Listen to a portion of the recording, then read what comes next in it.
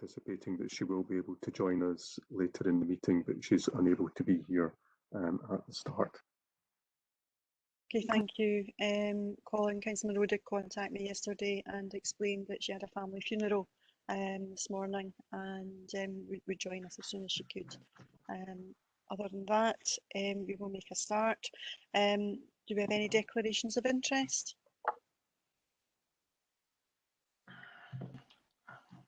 No, none indicated, but of course if there are any items within this morning's agenda as we come to them, you can declare an interest at that time. We have the minute of the executive held on the 16th of February before us. Can we agree that as a true minute? Agreed. Agreed. Agreed. Is there any matters arising? It was a single item agenda. And as we have the budget meeting later this week, I don't anticipate there would be anything outstanding at this stage. No, thank you. Item 4 is the rolling action log, and everything has been updated with a number of items on today's agenda. But if there's anything in particular, Councillor Nimmo? Yeah, thanks, Convener. Just a couple of points I'd like to raise. The first one relates to ID number 469 on page 10.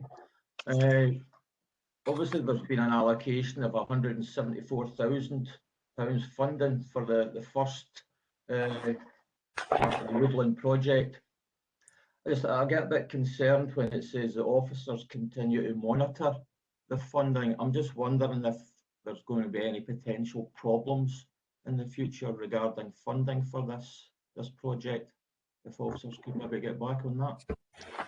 Okay, Douglas, are you able to give any clarity on that for us? I'm not aware of any problems with future funding, Councillor Nimmo, but certainly happy to seek an update from officers and send that through to you. Okay, that's fine on that one. The other item is 473 regarding the taxi tariff review. There was supposed to be a forum early in the new year at some point. I'm just wondering if this has actually taken place yet and when we can expect a report back on this. I know there's been a PDP recently, but... Okay, I'll ask Mr Moody to maybe update us on that. Yes, thank you, Convener. Councillor Nimmo is correct that a PDP did take place just in last week. The sequencing of this was to arrange the PDP first with the meeting of the taxi forum to follow on from that. So a meeting of the forum will be following shortly after in the coming couple of weeks. I don't have a date for that for you yet, unless the portfolio holder knows more of the date than I do. Thanks, Colin. Thanks, Convener. Okay, Councillor Murtagh, do you have a date? I don't have a precise date, but I did speak with officers just following the PDP in order to put in to ask for a provisional date to be sought. Obviously, we would have liked to have had the sequence of events earlier, but I think we're all aware of the difficulties that we've had in the new year that were perhaps unexpected to us in late or mid-December. But I'm glad to say that the PDP has been making had really good discussions on Friday, and until we'd had those discussions, wouldn't be able to go to the forum to have meaningful further discussion. Okay, I think we've maybe lost Councillor Murtagh, but it gives you assurance that the forum meeting will follow. Okay, thanks for that, Convener. As soon as possible. Thank you. Anything else on the action log, Councillor Kerr? Thanks, Convener. It's on page 13, ID 543, regarding the biodiversity. It was agreed that we consult by the end of March with the communities. I just want to know if this has been rolled out yet, or if or where we are with it. Okay, Douglas. Thanks, Convener. Maybe to clarify, the intention is to prepare for the consultation by the end of March. So work is taking place for that. The idea is that the consultations would take place over the summer period as the plans are being rolled out, and we would involve communities in the works that are proposed. The preparations for that are certainly underway, and actual work taking place around it hasn't started yet. And we would, as I say, involve communities in the course of that. Some of that is affected by the lockdown arrangements and the capacity for our teams to get out and support that work. But it is certainly very much in preparation. Okay, Councillor Kerr, are you happy with that? I'll get back to Douglas. Oh, 'Cause I don't know what was actually what was agreed at the meeting, but I'll contact Douglas separately. Okay, thank you. Okay, if there's nothing else in relation to the, oh, sorry, Councillor Harris. Thanks, Convener. My understanding, just following up on what Councillor Kerr said, my understanding was that the pilot would go ahead, but there would be that the public would be informed of what was going on. Now, before the change to the grass cutting schedules took place. Now, if the public consultation is not going to take place until the summer, then the grass will be knee-high and the public will be left not knowing what's happened. I had a clear understanding that this would only go ahead with the agreement that there would be a public announcement, if you like, as to the change of plan and why we were doing it. And that seems not to be the case now. Councillor Harris, that was my understanding, is that we would be telling the communities what we were doing and we would be looking to work with them, but maybe Mr Duff could clarify a bit around that. And happy to do that, Convener. Yes, the intention is to prepare materials and so on that will help to explain the proposals that are planned, and we would make an announcement at the outset of that when that commences. That's the work that's being prepared just now. So as we included at the time with the appendix examples of, we listed the sites that were going to be targeted, and there were a couple of examples in the report that showed the changes that would be being made. And it's that kind of material that's been prepared for the rest of the sites in order that we would be able to put up display boards and so on that would highlight the different approach that's been adopted. And that's certainly what's intended to proceed with by the end of March. Don't know if that gives both Councillor Harris, Councillor Kerr a wee bit clarity. Not really.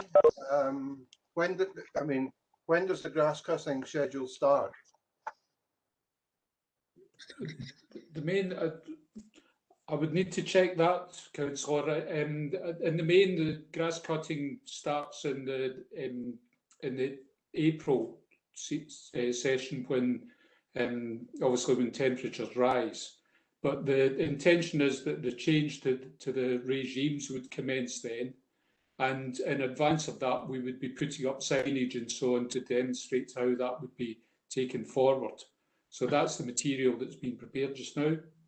But the intention from the report was very much to proceed with that pilot on the understanding that consultation would take place over the course of its work. Okay, thanks, Convener. Perhaps maybe a briefing note with a time scale could be circulated to all members when we're at the point of actually putting that out to the public. Happy to give an update to members. Councillor Alexander? Yeah, Convener, really you think about it, we need to go out to consultation with something.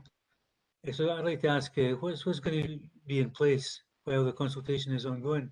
What level of service are people going to see?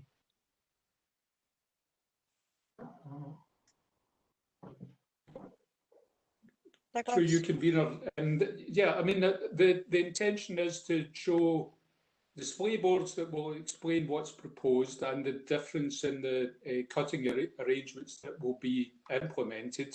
There's also some planting and so on that's proposed to take place around that, and the work schedules are being prepared for that at the present time. So it's that we would propose to communicate and consult on over the summer whilst that work's taking place. Yeah, yeah. I would have thought you'd have to demonstrate to the general public exactly Yeah. what level of service that we're going to have before you can go out to consultation, or at least when you go out to consultation. But the programme would have commenced by then. This isn't really an item for debate on the agenda, and we did have an extensive debate previously. There is a small number of sites that are pilot sites. I don't think the general public are going to see huge differences to the public areas other than particularly designated sites and going forward. So I don't think that there'll be a huge issue with the public, but I do think that there's opportunities to engage with communities about biodiversity and the different approaches that can be taken, particularly and roadsides, etc. But we'll get details out to all members just at the point where the information is going out to public, so we can have a better understanding of that. Okay, if there's nothing else on the rolling action log, move on to item 5, and it's a referral from the Corporate Partnership Forum. And Algie, you're going to take this item for us. Thank you, Convener. Convener, this is a report that has been submitted from the Corporate Partnership Forum and agreed for that submission by the trade unions. It covers 2 policies that have been updated.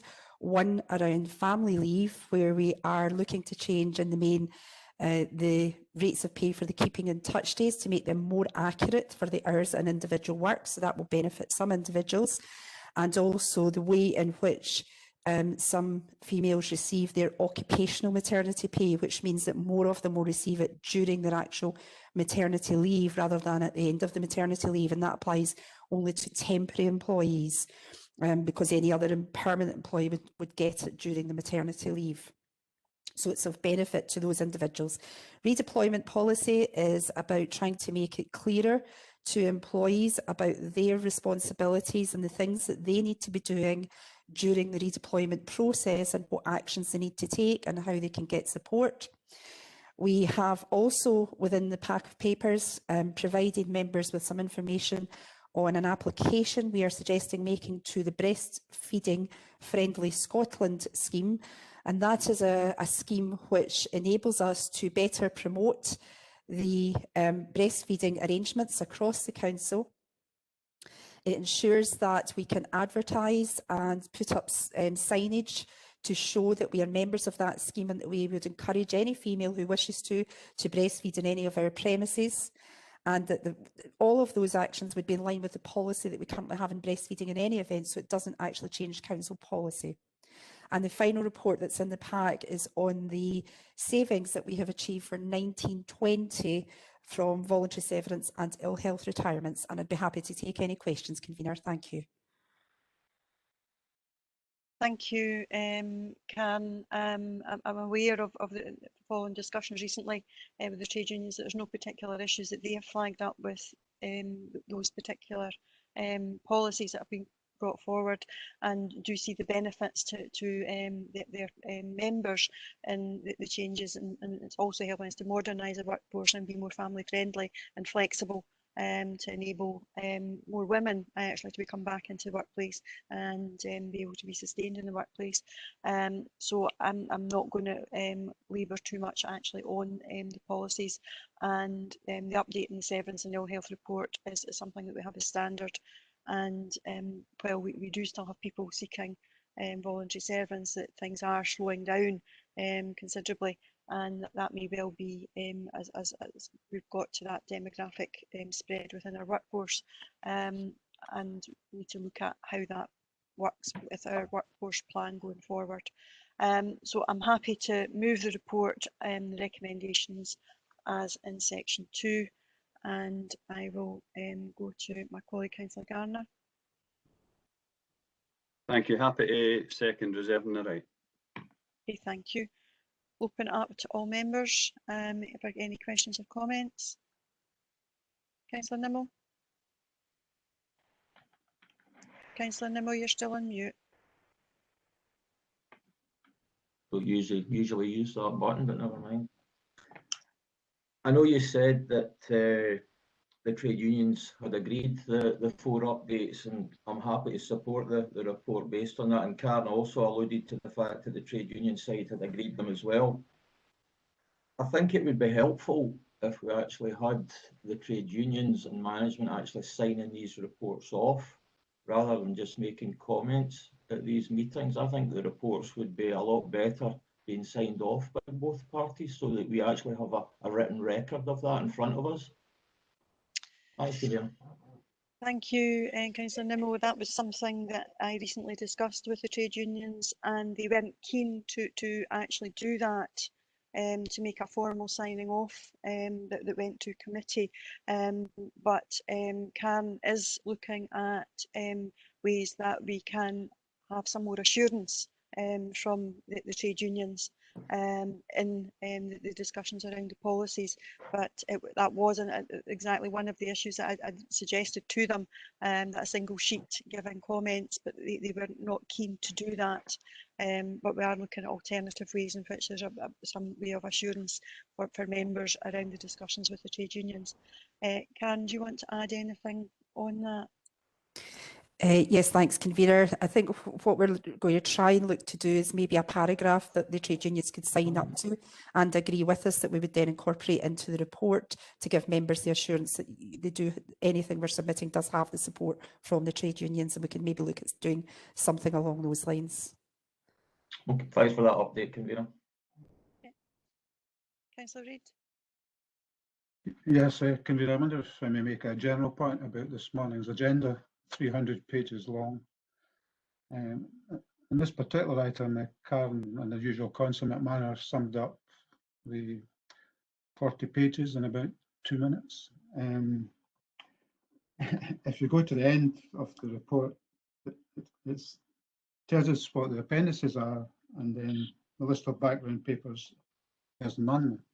Is it not the case that the appendices should be the background papers, and we simply have a link by which to go to those papers?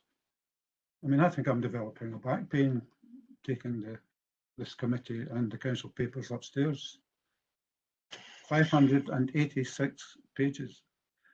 I think officers need to start using background papers far more than they are at the moment. As I say, Karen summed it up in 2 minutes.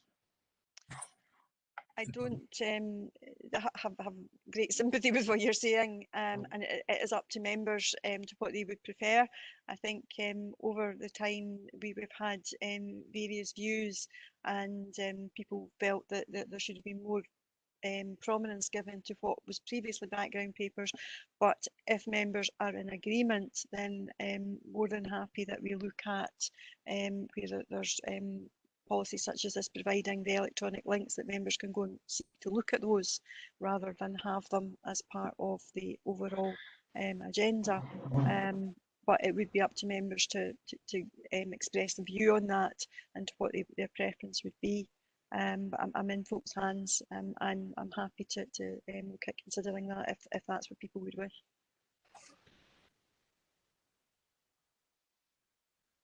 Agreed. So, well, I was just going to say, do I take the silence as agreement on that, and we can take that back to governance and look at embedding the links within the papers so that members can go look at the policies themselves. Is there anything else directly related to the papers anybody wants to ask? Councillor Coombs? Thanks, Convener. I think that on the back of what Councillor Reid said there, I completely agree with him, but it's not just whether or not we get these papers or whether they're links. I think this agenda with so many really important issues, I'm not dismissing the importance of the issues, but are they urgent that we considered an HR today? Is it urgent that we consider the fireworks proposals today, given the heaviness? And as we've just explained, the one item last month and 12 items on this agenda, I think there needs to be some sort of planning that goes into the work stream that comes before us.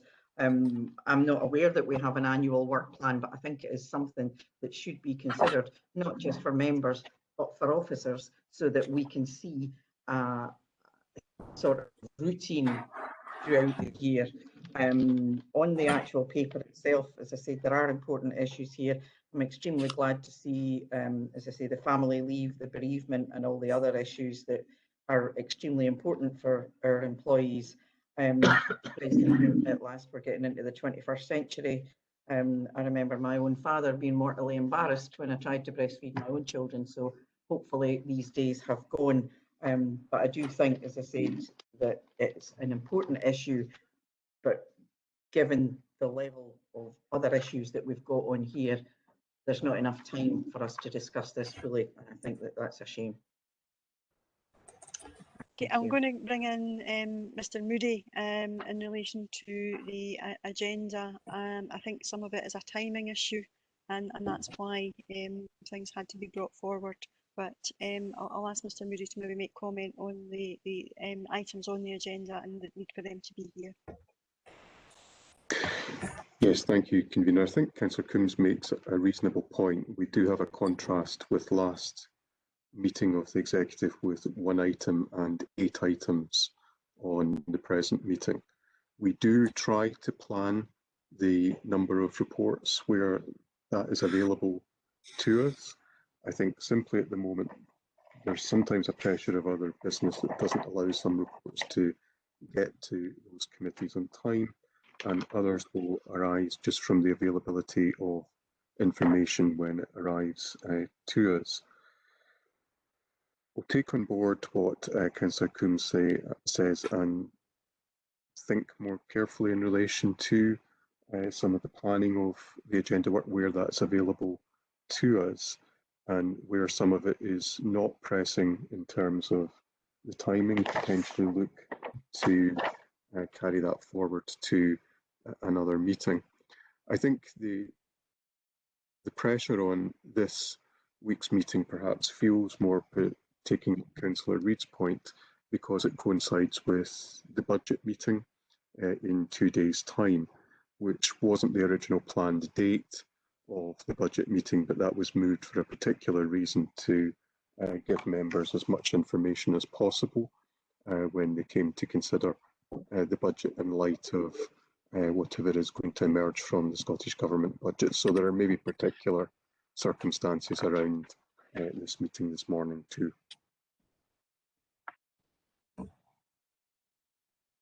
Okay, thank you, Thanks, Mr. Moody. Is there anything else in relation to the reports before us around the Partnership Forum? Are we happy to agree? Great. Great. Okay, thank you. We move to item 6 and the fireworks regulatory review, and that's with you, Douglas, and then I'll bring in the portfolio holder. Thanks, Convener. And so I'll present the report. Kirsty Crossan from the Trading Standards unit is with us at the meeting and will be able to pick up on any specific points that arise from the report. But the report itself is fairly straightforward. It's been produced at the request of the Executive after its consideration of this matter back in January last year. It was noted that the Scottish Government had appointed a fireworks review group, and their report was subsequently produced in November last year, and we were therefore asked to bring forward the report summarising the position. This report does that, although it does note that it's interim pending the work that's taken place at the Parliament to finalise regulations. And so we'll touch on that in the course of the report. So we asked to note that this is an interim report pending the outcome of the Firework Review Group's work, and endorse the continuity of work by community safety partners in this area, asked that we participate in any subsequent campaigns or publicity around the matter, and that a further report comes forward to the Executive once the regulations are finalised. The report summarises the recommendations that came from the Fireworks Review Group, and all 11 recommendations made Perhaps importantly, they recommended that a complete ban on the sale of fireworks should not be introduced at the time, given that they anticipated there may be unintended consequences of that with unregulated activities taking place around fireworks sale. They also noted that there should be times of day when fireworks can be sold and controls on the volume of fireworks, and the days and times when they can be set off should also be restricted.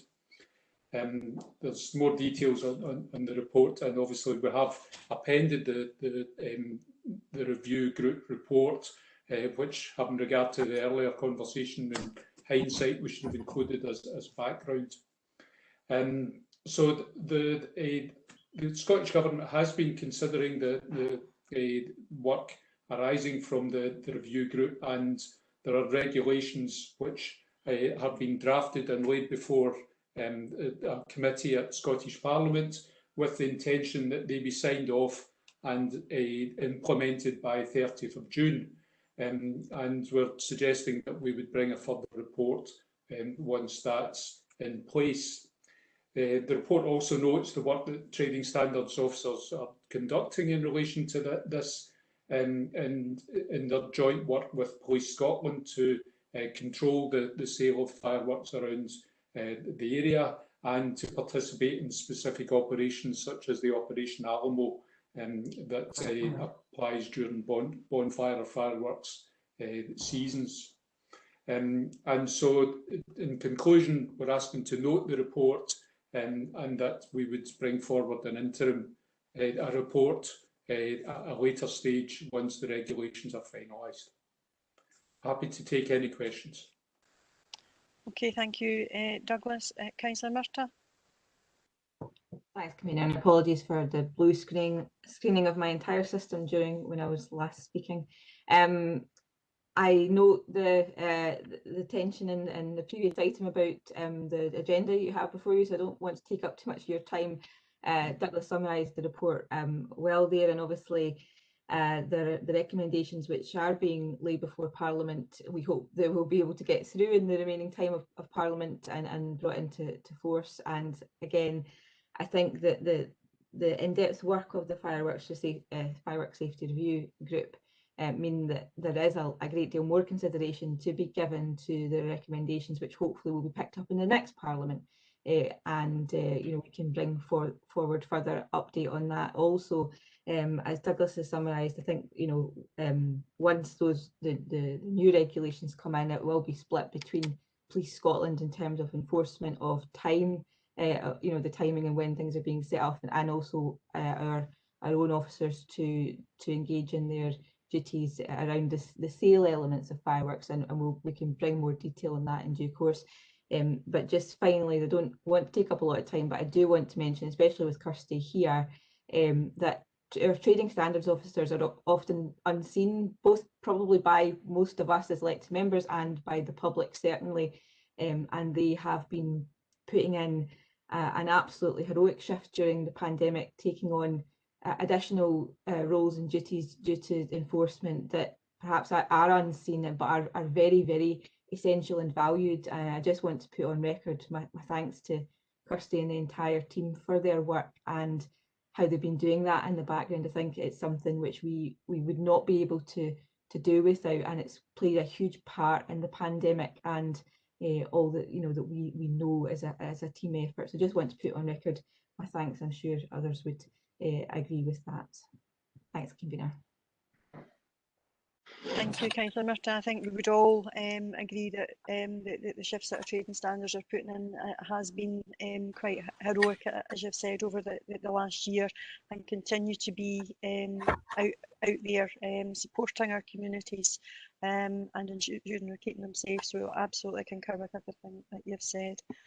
I'll go to Councillor Garner to formally move the report. Thank you, Convener. Yes, I would like to formally move the report that Laura's just talked to and that Douglas covered very well there.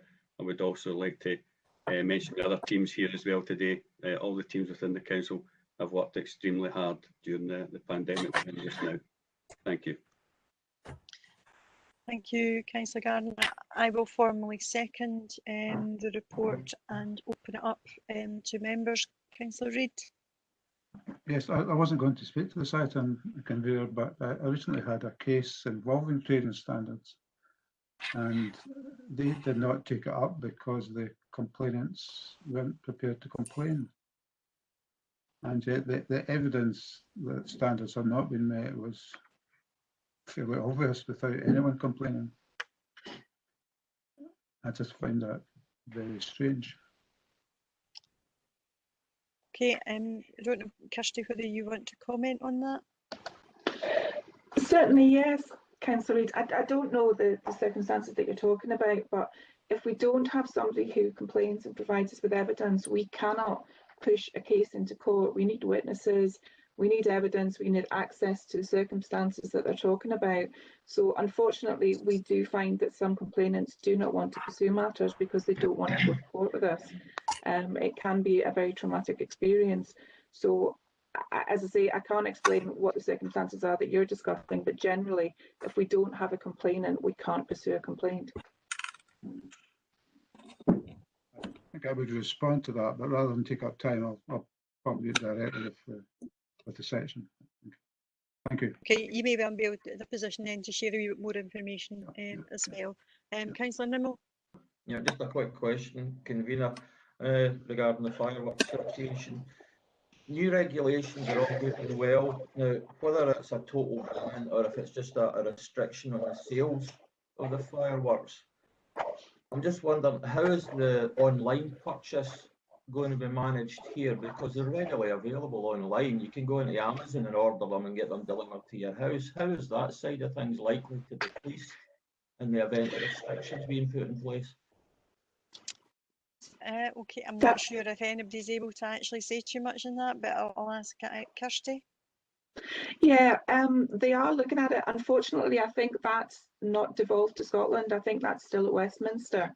So I think the Scottish Government has been in discussion with the UK Government about it, but there's nothing come through so far. Trading standards are looking at imports into Scotland, and a lot of the Amazon goods come through either the port or the airport. So we do a lot of work down at the docks, looking at product safety. We've not come across fireworks. If we do, then obviously we'll look at it from there. But I know that there are discussions and there are areas that they're looking at, but the information just isn't there at the moment, unfortunately.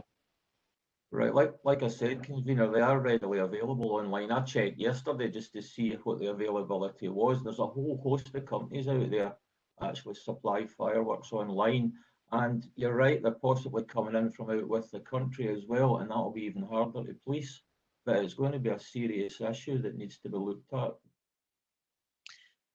I don't think we disagree on that, and I think you know what Kirsty was saying, that that's regulated by the UK Government, and then that's discussions that need to be had with the UK Government in order for that to be addressed.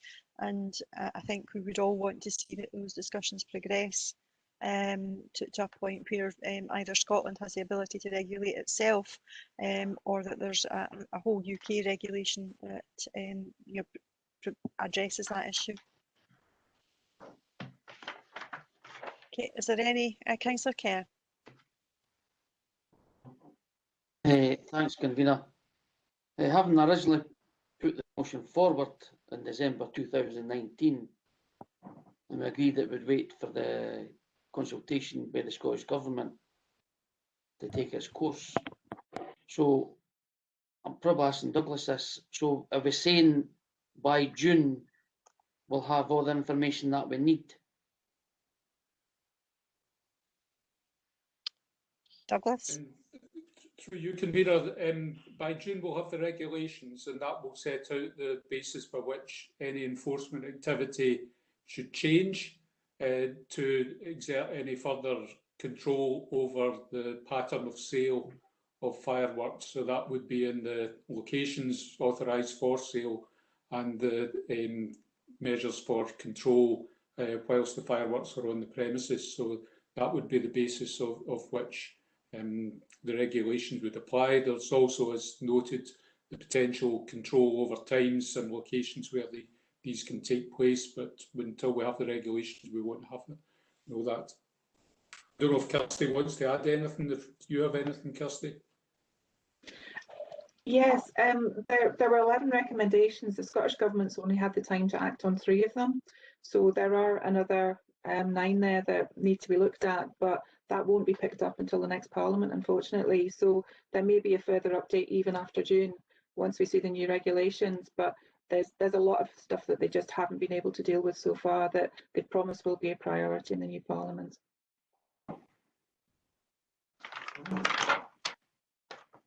Okay, convener. I had an amendment to this, but I'll wait to June to see what we get. To see if we get in and it comes into what I'm thinking. If that's fine. Thank you.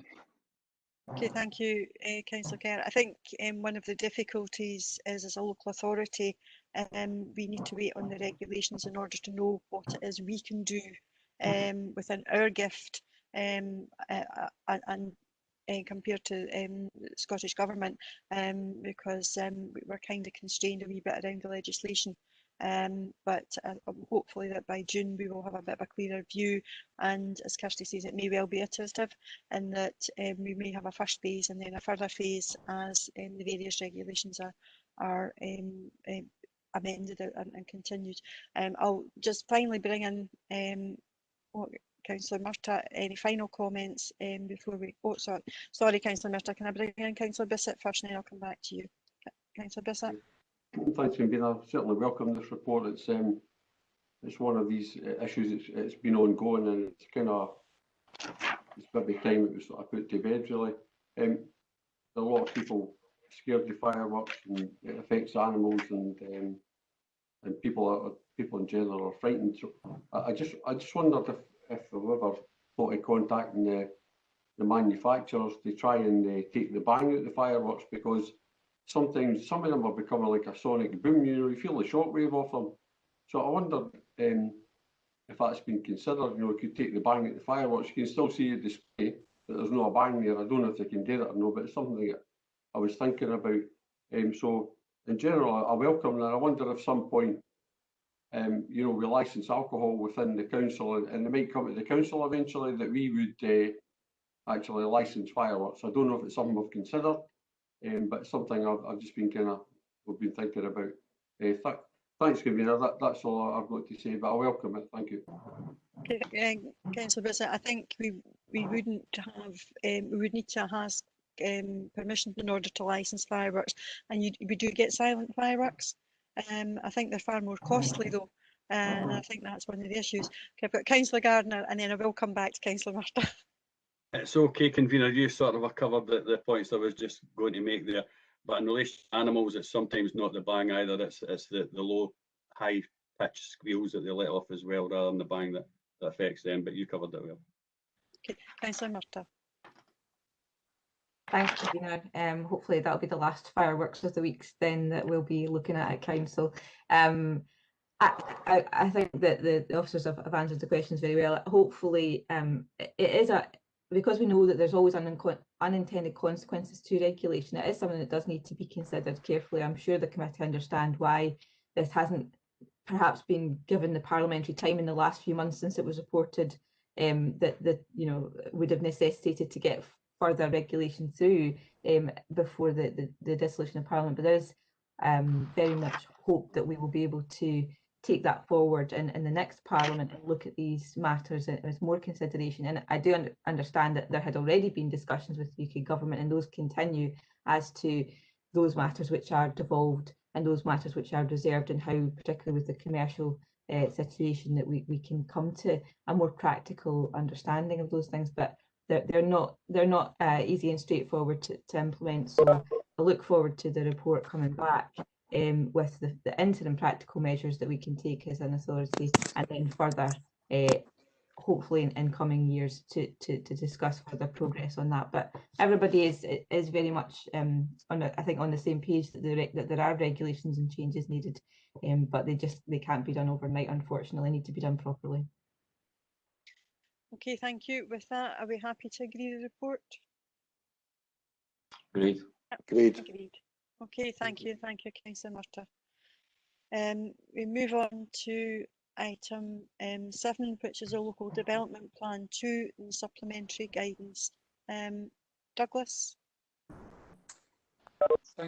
Thanks, Councillor. And just to say, Alistair Shaw from the Development Plan team has joined for this item, can pick up on any questions arising from the report. But this report relates to the production of 3 supplementary guidance notes that will accompany the Local Development Plan 2 that was adopted back last summer.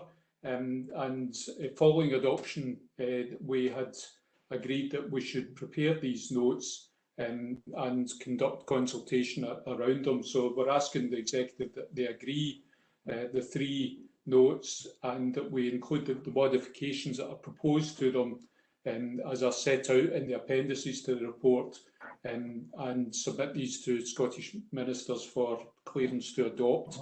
There are a number of quite detailed appendices in the report, which I'm sure members will understand. There's quite these are formal policy documents of the council. It's important for them to be cited on the content of these. And so last year, when we noted that we would undertake this work, we advised that there were 2 groups of supplementary guidance notes that would be updated as a consequence of LDP2. And the table at paragraph 3.3 sets out the list of these notes in the 2 groups. The first group primarily being technical documents that support the delivery of the plan, and the second group being more related to the policies of the council that would apply in support of its policies and the seeking support from developers, for instance, in relation to the contributions towards development. So we've consulted on 3 of that group, SG 1, 6 and 13, and representations have been received and considered in order to come up with the suggested modifications to the documents. The representations are summarised with our commentary in response to these in the appendices, and subsequent changes made to the documents themselves. And it's intended that following approval, we would submit these to Scottish ministers for approval. And after 28 days have elapsed, if no adverse comments are received, then we would seek to adopt the documents. In relation to the outcome of the consultation process, section 4 of the report summarises the responses received in relation to each of the documents. A number of comments received in relation to SG1, most being supportive of the guidance that's suggested and haven't been accommodated in the finalised version. There was one respondent that sought more radical change to the guidance on restoration of houses and infill development. That was not accepted because it would have run contrary to the policy in the LDP. And in affordable housing, similarly, there were 3 responses received to that policy document, most seeking clarification of the matters involved, including clarifying the approach to wheelchair accessible housing. On developer contributions, there were 9 responses received, and they raised issues around the application of developer contributions and the viability testing for social housing in relation to these policies, and a number of other issues raised around green infrastructure, community facilities and transport, and these are dealt with in the appendix. Some responses having to be picked up and amended, reflecting comments from Transport Scotland. In all, we contacted 900 different agencies, etc., through the consultation process, and that took place over a 6-week period, and 16 responses were received. They are summarised in the report. And so finally, we've set out the various implications arising from this report, but seek approval to the modifications that are suggested to the documents, and that we send them off to Scottish ministers for us to finally adopt these and set them in policy. Happy to take any questions, and I'm sure Alistair will be able to come in on any of the detailed aspects of the reports. Thank you, Douglas. Councillor Alexander. David, you're on mute. David, you're on mute.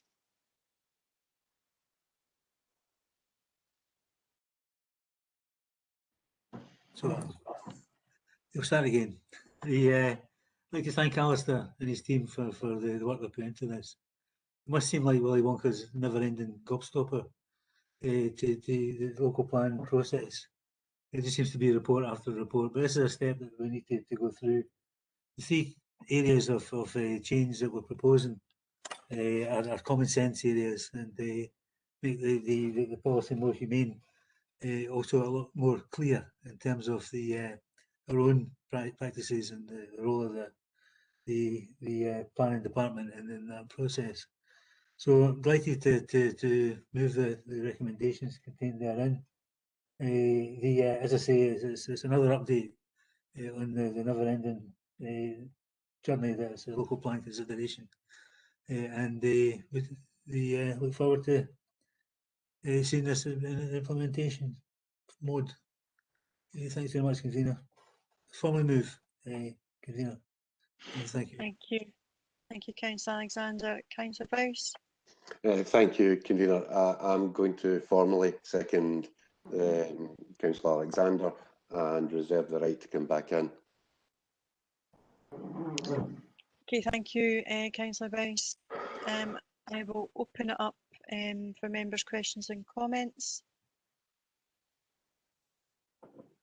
Councillor Reid. Yes, Convener, thanks very much to Alistair and his team for the report. I think Falkirk stands on the verge of a very exciting decade, actually, particularly in terms of infrastructure and our importance to the nation of Scotland. On that last point about infrastructure, I refer to pages 121 and 122, Convener.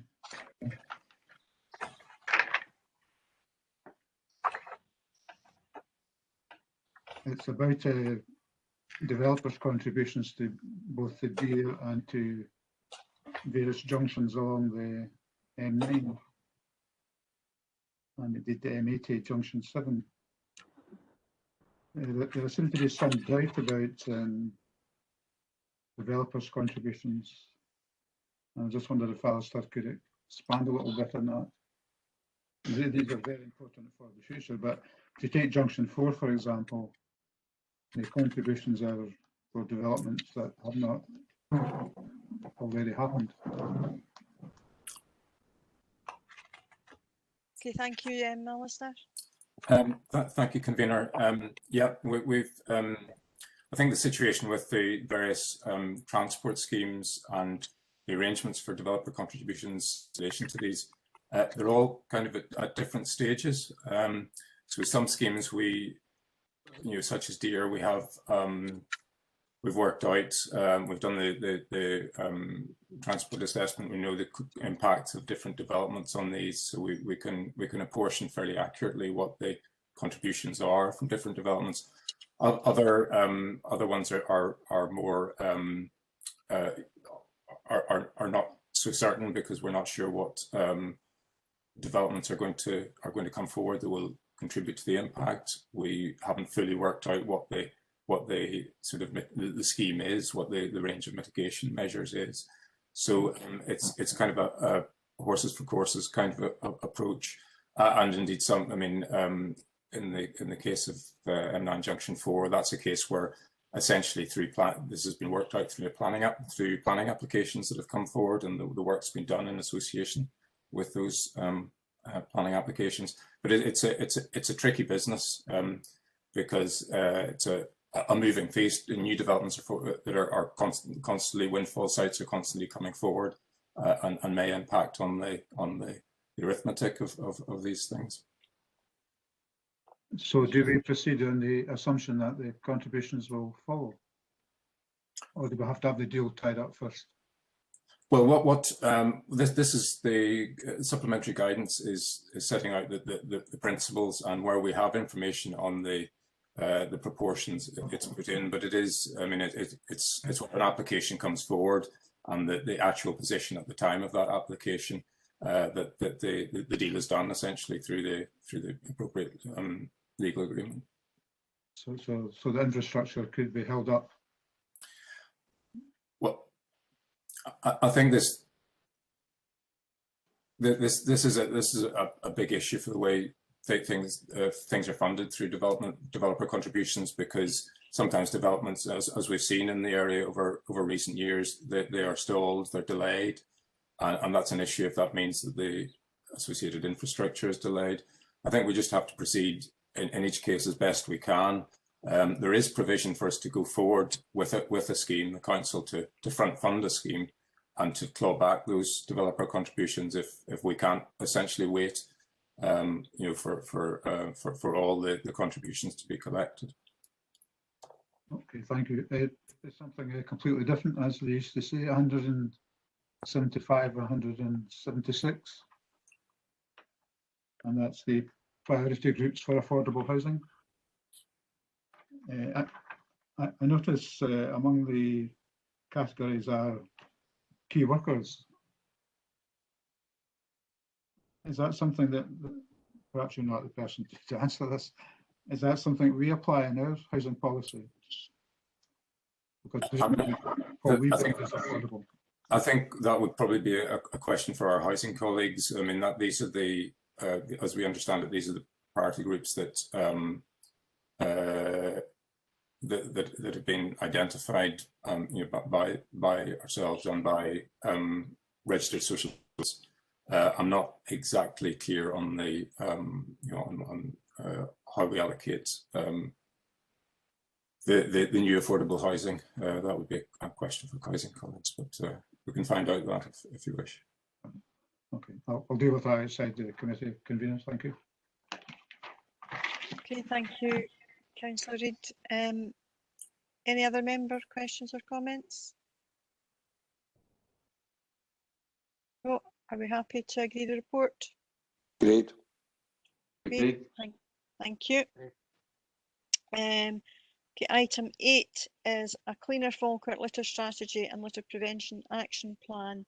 And Douglas, are you taking this, or is your colleague Councillor Gardner? Or Councillor Gardner, Douglas Gardner? See all these names. I'll take it. I'll give a brief overview, and then Douglas, I'm sure, will be able to come in the detail. It's been a lot of effort on behalf of his team to get this together, and so the report seeks agreement to new litter strategy and an action plan to support the delivery of the strategy, Take Pride in Falkirk, and therefore we ask the executive for approval to each of these documents. The litter strategy arises from clearly a council priority to address the litter across its area, but also national policy that's come through towards a litter-free Scotland, the national strategy, and also the Code of Practice on Litter and Refuse in Scotland, and reinforces the importance of that work to maintain clean, healthy communities, free of litter, fly tipping and dog waste, and also highlights the importance of these as to Falkirk as a tourist destination and in promoting health and well-being for communities. We recognise the need for a partnership approach on this, particularly in working with our communities in addressing these problems, and so in the course of preparing the strategy, we have sought to work with communities, with organisations like Police Scotland and SEPA to pursue the measures proposed, and recognising their need to support any actions taking place in regard to enforcement. And so there's been quite an extensive consultation process undertaken over a period of 6 weeks, 250 responses submitted to that, and there are appendices that summarise convey the documents as well as summarising the results from that consultation. But the evaluation of responses suggests that there is support for the measures that are proposed, that education is a key priority to try and prevent the litter in the first place and reduce its effects, and also that we need to encourage measures that support and involve people in locally based measures to tackle the problem. We have conducted quite extensive communications using social media to promote the strategy and the measures it promotes, and also to reinforce the importance of the prevention measures and the adoption of the likes of fixed penalty notices where necessary. And the report also sets out some performance measures that we would propose to use over the course of implementing the strategy. In terms of the implications, we highlight the cost to the Council of litter around 2 million annually, and clearly that we would want to use those resources better if the results of the strategy can start to come through. The report also highlights the importance in sustainability and environmental terms in reducing waste going to landfill if the measures are applied fully. So seeking the support of the Executive for delivery of this strategy, and happy to take any questions. I'm sure Douglas will be able to clarify the work that's been undertaken. Okay, thank you. I'll just, Douglas, do you want to give a wee bit more of the detail and maybe the engagement with communities?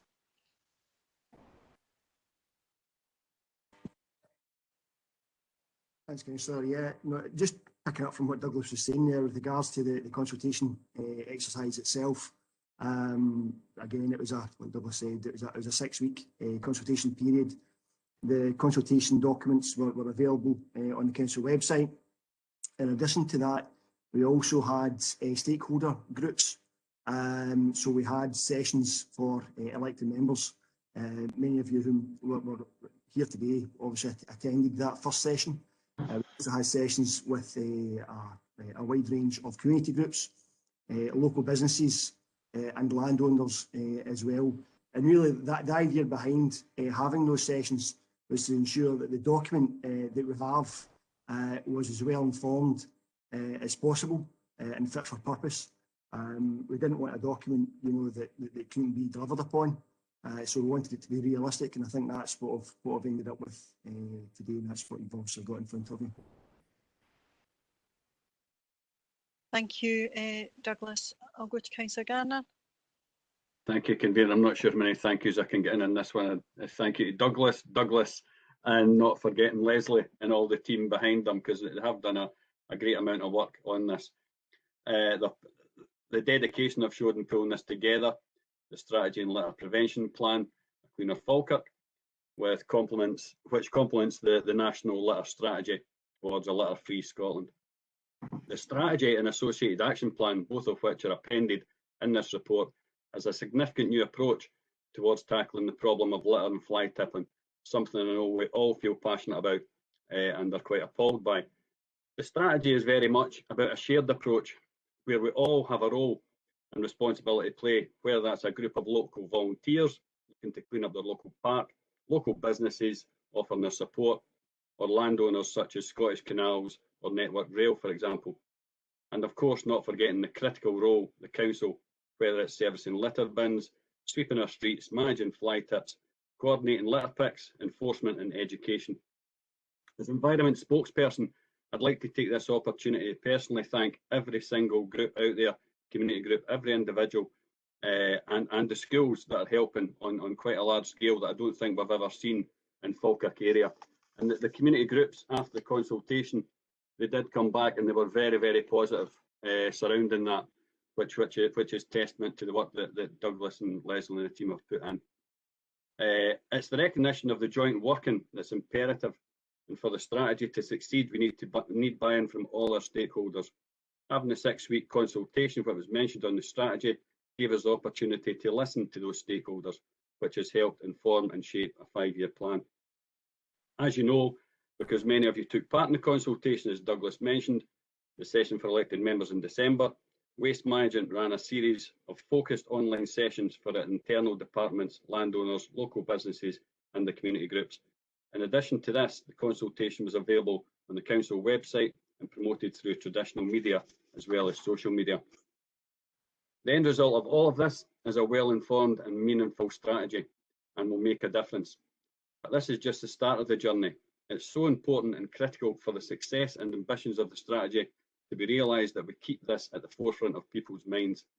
This will be done through an improved education programme within our schools, which fits within the national curriculum, maintaining and fostering good relations with our stakeholder groups, which includes enabling them to play their role in all of this, as well as visible promotions through attending events, banners and posters at prominent locations, as well as maintaining our social media posts, which will be used to highlight and promote the good work that's been carried out right across the council. Despite all of this, I think we have to recognise that irrespective of how good our waste and street cleansing services are, how much our communities assist, or how well we promote the anti-litter and anti-fly tipping messages, there will unfortunately still be those who continue to break the law. Because this, our team of enforcement officers will continue to patrol our streets and known hotspots areas and issue fixed penalties where appropriate. So in other words, the council will remain proactive in apprehending offenders. I can also assure you that anyone that doesn't pay their fixed penalty of £80 for litter or dog fouling or £200 for fly tipping will be referred to the sheriff officers and the procurator fiscal. Some of you may be aware of a pilot scheme being trialled in Kent by Maidstone Borough Council. This involves litter cam technology, which can be used to identify roadside litter louts, which is, I think now it's some of the worst I've seen around the country. I'm a key worker and I travel around other council areas, and it is bad everywhere you go. This is using CCTV. They are working with the DVLA, obtaining vehicle owners or users, hire vehicles, etc., and a penalty notice will be sent direct by post to the offenders. A litter cam portal will be set up, for example. This will be similar to ones currently used to check if you receive a fine for driving in a bus lane, for example, for anyone wishing to view the footage. Given the fact we have a report later in the agenda on our new state-of-the-art CCTV system, I have made inquiries with the service and the initial feedback has been very positive. This could tie in perfectly. So I'd like to ask the head of service or the director, Douglas Duff, to bring back a report to the next executive meeting with a view to running a similar scheme right here in Falkirk. Finally, again, I'd like to thank the team for bringing this strategy together and trust that we can get everyone's support today to approve this report. Thank you, Convener. Thank you, Councillor Gardner. Councillor Hughes. Thank you, Convener. This is a comprehensive report detailing the litter strategy and litter prevention action plan. Some of the key concepts which stand out for me include consultation, empowering communities, partnership, behavioural change and education.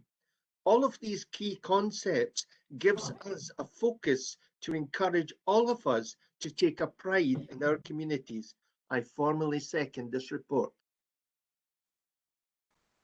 Thank you, Councillor Hughes. I will open it up now for any questions or comments from members. Councillor Kerr. Thanks, Convener. I welcome this report that's been brought forward and thank Douglas Gardner and Leslie and their team.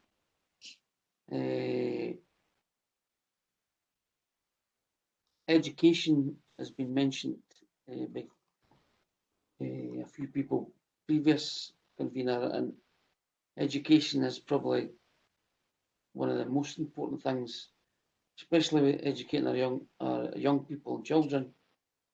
Because if they know that it's wrong, they then can challenge their parents, their grandparents, or anybody else. But there needs to be a clear message and strategy Because if we want to take the communities on the journey that we intend to take, giving them the tools to be able to do that is very important. We had a discussion at our group meeting the other night there.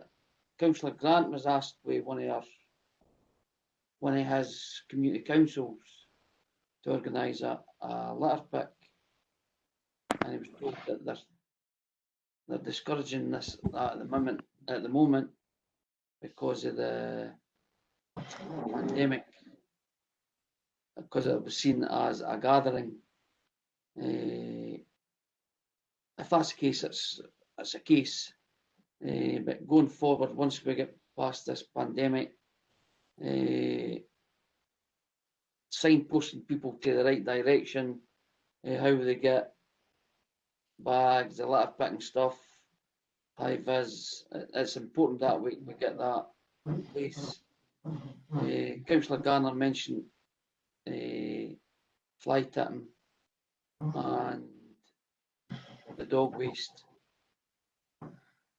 We all have areas in our wards, convener, where it's some places it's horrendous. So bringing this strategy in, if it can help it even a wee bit, will be a plus. And as Councillor Garner mentioned, there will be people who will break the law, doesn't matter how much help you give them, and they need to be challenged, and the report does that. But in conclusion, just the clear message and be able to communicate the strategy will be key for this going forward, convener. Thank you. Okay, thank you, Councillor Kerr. I'll ask Councillor Garner in his summing up to maybe mention the work of the communities that you describe, and what people can do just now, and the resources that can maybe be made available to them. But is there any other member? Councillor Munro? Thank you, convener. I feel that the litter strategy is a forever thing, and I think the measures here are relatively clear, but there are areas where we seem to have gaps, like the John Muir Way, where there are no litter bins, and in the past, when I've phoned up about challenges along the John Muir Way, I've been told it's not really the council, and there have been issues that have come to me also on motorways, slipways, which seem to fall between two stools, as it were. So one of the things I'd like to ask is there one source, one place that we and the public can go to ensure that we can report these things in a way that will make it easy for us to deal with the challenges? And I think also, do we have a strategy for pathways and woodlands when there are particular challenges with poo bags being hung on branches? And I see it every day. So they're the points I'd like to make. Thank you. Okay, thank you, Councillor Munro. I hesitate to say this, but I'll ask Douglas to respond. So whichever one comes in first. I'll suggest Douglas Gardner is probably better placed to answer those questions. Okay, Douglas, you're getting all the hard ones. That's fine, Councillor. Thank you for that. Thanks, Douglas. There's quite a few things there. If you don't mind, Convener, I'll just touch on some of the issues that Councillor Kerr mentioned, and then I can come on to Councillor Munro's points, yes? Yep, that's fine. So with regards to education, Councillor Kerr, absolutely correct. Education is absolutely key to a preventative approach. And as is highlighted within the report, we've been working very closely with colleagues within the education sector to make sure that the education programmes that we're soon to deliver tie in and mirror the national curriculum, so that they're relevant for school children. I think it's also important to highlight, though, that education doesn't just start and stop within schools.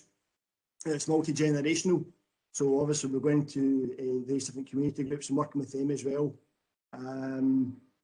You're absolutely spot on with regards to enabling communities, and that's what we're looking to do, ensuring that communities have the correct equipment available, you know, to allow them to help themselves. And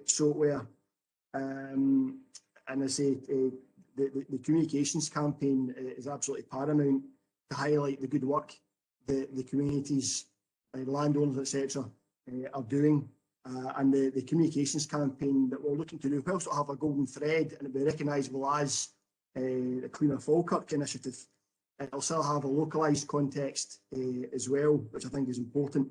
And that came through the consultation exercise that we ran with our various different stakeholder groups. With regards to the litter picking groups and discouraging them at the moment,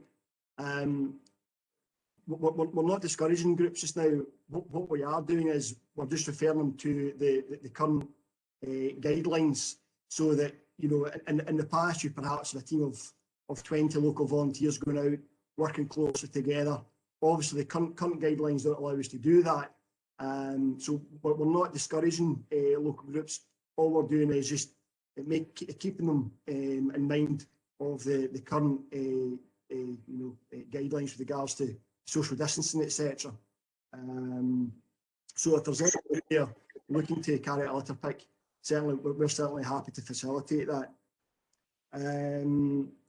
Councillor Munro, you mentioned there about the John Muir Way, and I think that's something that has been an issue in the past, and again, that's why we're looking to have a slightly different approach here with regards to this strategy. We all have a duty, whether it's the local authority or, you know, landowners such as the John Muir Way and Scottish Canals, both of whom participated within the consultation exercise that we facilitated late last year and early this year. And again, all parties recognise the need for closer working together. So again, we're looking to facilitate workshops specific with each of these stakeholder partners who can address issues such as that in regards to litter bin provision, etc., etc. Again, the frustration in the past has been reporting of litter fly tipping. You know, where should it get reported to? In the past, there's been various different numbers, various different websites out there.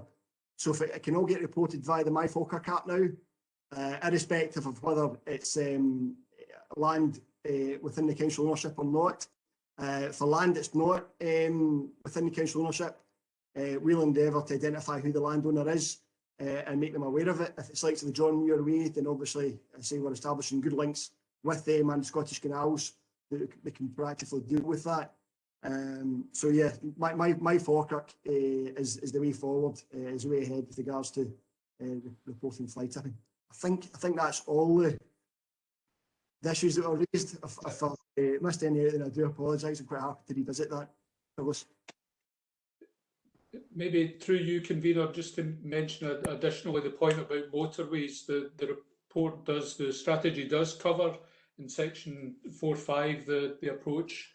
There's a section on keeping roads clean, but also on motorways, and it highlights the responsibilities there for Transport Scotland and Bear Scotland, who are their contractor for the maintenance of motorways.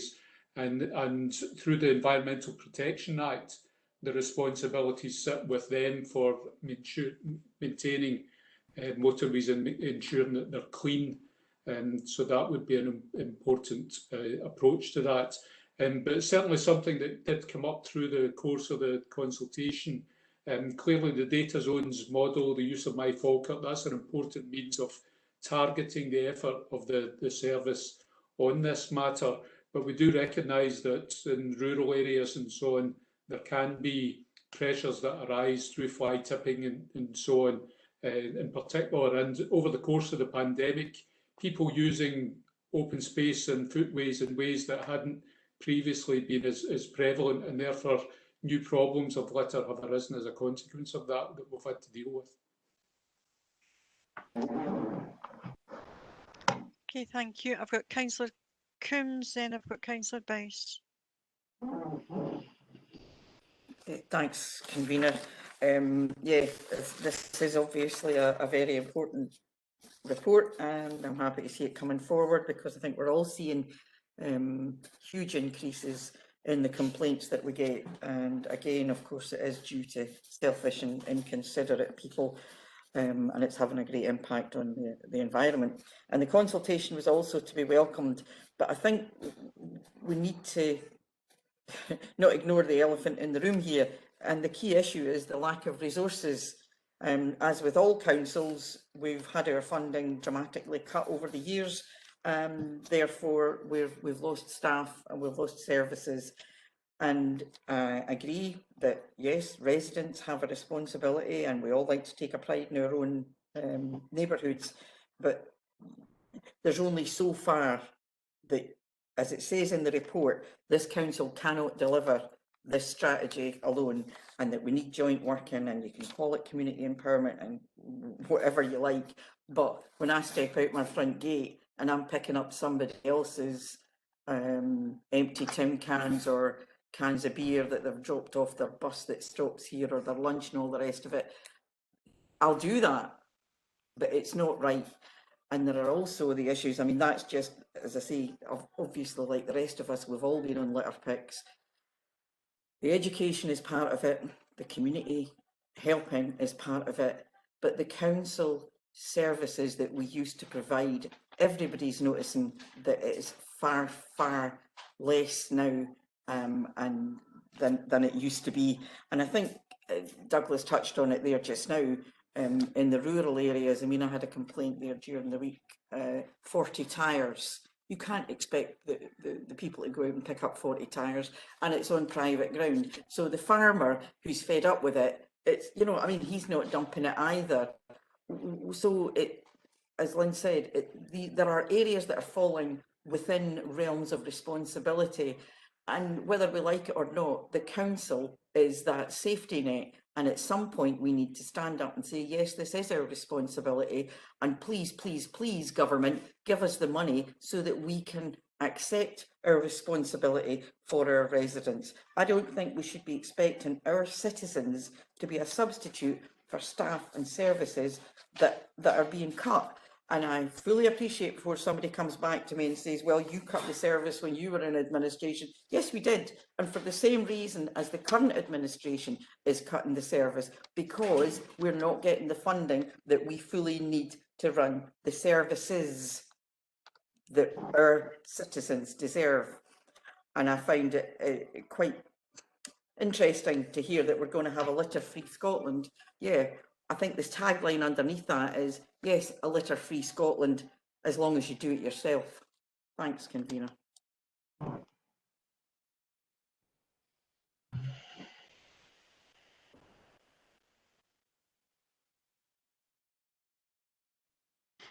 Convener, am I okay to go ahead?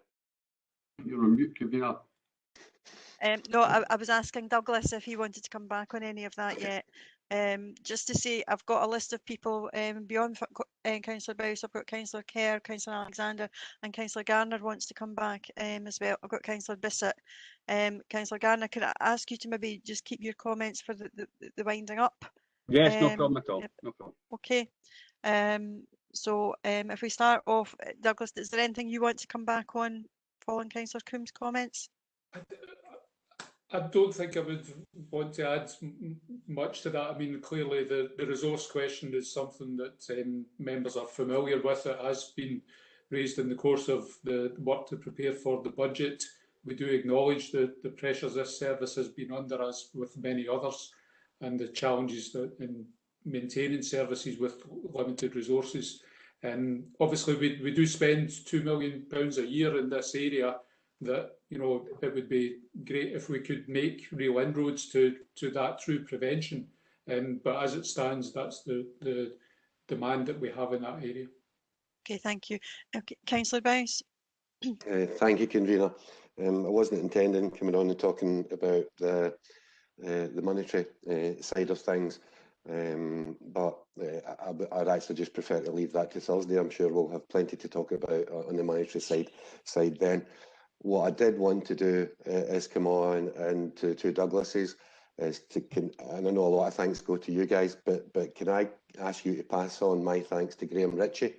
Graham has been absolutely outstanding in helping the groups that I'm working with. In fact, I understand, I think it was yesterday, the Carnshaw Litter Pickers group, which has just started up, has picked up their pickers and their rings, and they're looking to start to have one on the 28th of March, and the council are going to arrange to pick up the stuff.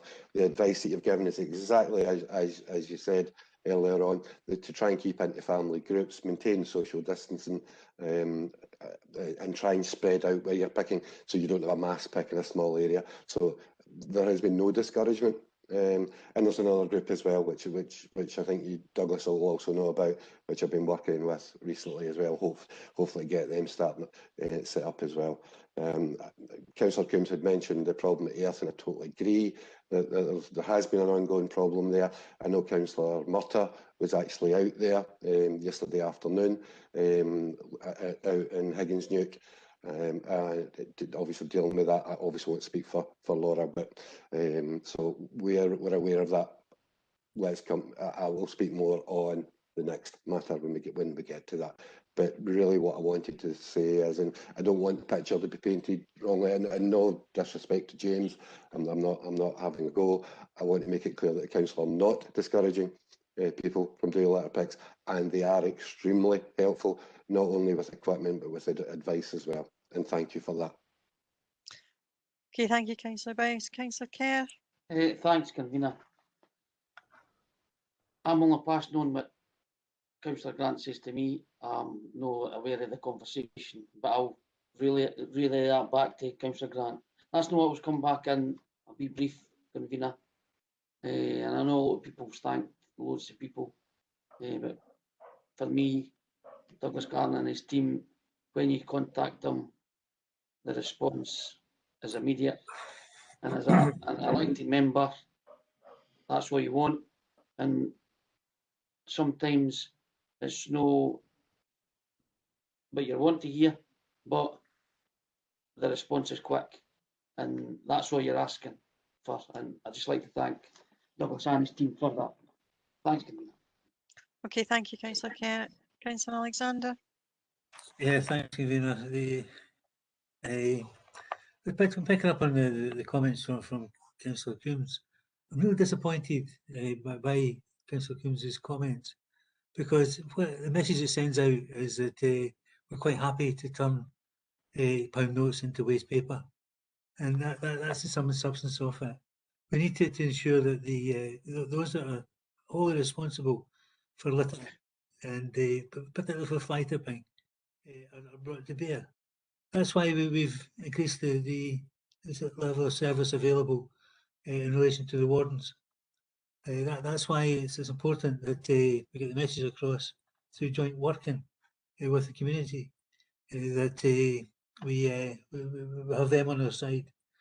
We have made significant progress, I think, in the last few years with the litter strategy, getting over the fact that we all have a responsibility. And when you look at this report and the next report, you put them both together because they're part of the same jigsaw puzzle, if you like, in terms of council services. And we see that yes, we can manage. We can bring forward initiatives. We can look at the future with some brightness and some hope. But the bottom line is that we should never let those that are responsible for the littering in this particular district, that they are responsible for the mess that's there. Not the local authority, not the government, but the government in Westminster either. But those who are responsible know who they are, and I think when we look at these two proposals, what we'll see is this has been implemented with a deal of vigour, which perhaps hasn't gone before because the resources, in terms of physical resources, haven't been there. But they certainly, hopefully, will be there after this morning's meeting, and we can go forward with some enthusiasm and some pride in what we've achieved. Okay, thank you, Councillor Alexander. I think I've maybe missed out Councillor Bissett. I think you were maybe next, and then Councillor Nimmo. Yeah, thanks, convener. Certainly welcome this report. It is a big problem across the district. Some of the places are filthy, actually. As Councillor Alexander said, you know, it's the people that are creating the problem that we need to be tackling. And it is an education and an enforcement piece. Certainly, when I was a kid, it was always, you know, your mum and dad would say, you know, take that litter home, you know, put it in your pocket. So the message was always take it home. So, but now you seem to see it just couldn't care less. They'll just, in fact, I think Alan Nimmo told us a story about something down at the stadium where the guy who was picking up the litter actually went and challenged the person that was just thrown out his car window, and he was appalled at what we said to him, really. So it's you confront people about it and then react, but certainly it needs to be addressed. The fly tipping, the dog fouling, and the litter. It's just a disgrace, and it's time we really ramped up the pressure here. And certainly from an enforcement point of view, we need to be firmer. I think it was last year's maybe no a good year to judge it on, but there was only about 132 enforcement notices. 5 were for dropping litter. So, and I certainly agree with what Councillor Gardner says on the joining up the CCTV. I think that would be a great idea, and to actually to see who's creating the problem, identify them, and send up to the sheriff. You know, we need to be really firmer, but we need to get to the root cause, and we need education in the schools, and we need education in the workplace, just to encourage people to take it home. And you know, in the dog filing, I would say areas I've been concerned about, I've seen an improvement in that. Whether it's because people are putting these bottles on the lampposts and putting the doggy bags inside them to help people, I don't know, but certainly seen an improvement. Just on a question for Douglas Gardner, probably is, and by the way, I would say thanks, Douglas, for this report and for all the help you always give. You know, you respond, but it is I would say it is reactive. We should probably get to the stage where we're not reacting all the time, and that maybe is a resource issue as well. But it doesn't take away for the fact that people are. We need to get to the culprits. So on some of these bins, there was a discussion, or there was something I read at one point, you know, about fitting sensors to the bins that would actually send a signal back to a laptop somewhere, where you would say, "Oh, that bin's a bit full up. Let's get to it." Because what you find happens is a lot of the bins start overflowing before the operative can get round to empty the bin, and it lies on the street, and then it's blowing down the paths. So that was discussed at some point with the bigger bins, I think, trying to fit the sensors on. And I know we have reduced 330 bins for the council over a number of years, and I don't know if we'll reduce them and replace them with bigger bins or no, or whether we just reduced them because we didn't have the resources to basically to go around and empty them. But the other question was around sort of community groups that are out there doing this work, and which is commendable for them. I've done it myself, and but what if these groups get fed up and they fade away? You know, we've done it for a while. We're getting sick and tired of this. It is a long-term strategy, as Councillor Gardner says, over a period of 5 years. But within these, so if these groups pull away, how do we replace that resource, if you like? And so I just wanted to ask it on community groups when they set up and they go out and do a litter pick. How, from a litigious point of view for the council, how does that work? You know, if we're giving them the tools to do the job, what if somebody gets a needle stick injury or they get injured or something like that? How does that work for the council from a litigious point of view? Do we just hand over the tools and have the groups got insurance in place and things like that? But certainly welcome the report and look forward to developments. Pretty positive report. So let's get behind it, and if we can put additional resources in at some point, whether it's next year or the year after, well, we need to try and do that. But look forward to a report coming back on the efficacy of the report and see who we are. But 100% behind it, It's a terrible, it's a disgrace, and the people, we need to tackle the culprits. And maybe finally, it's for Robert Naylor, is maybe how are they trying to address it at schools? Because certainly if you wander by St Mungo's or Graham High School at certain times, it's a mess. So I just wondered what the strategy is at the schools. I think I heard somebody saying, you know, the kids are involved in getting helping out, but no, welcome it and thanks very much to everybody involved. Okay, I'll go to Douglas Garner.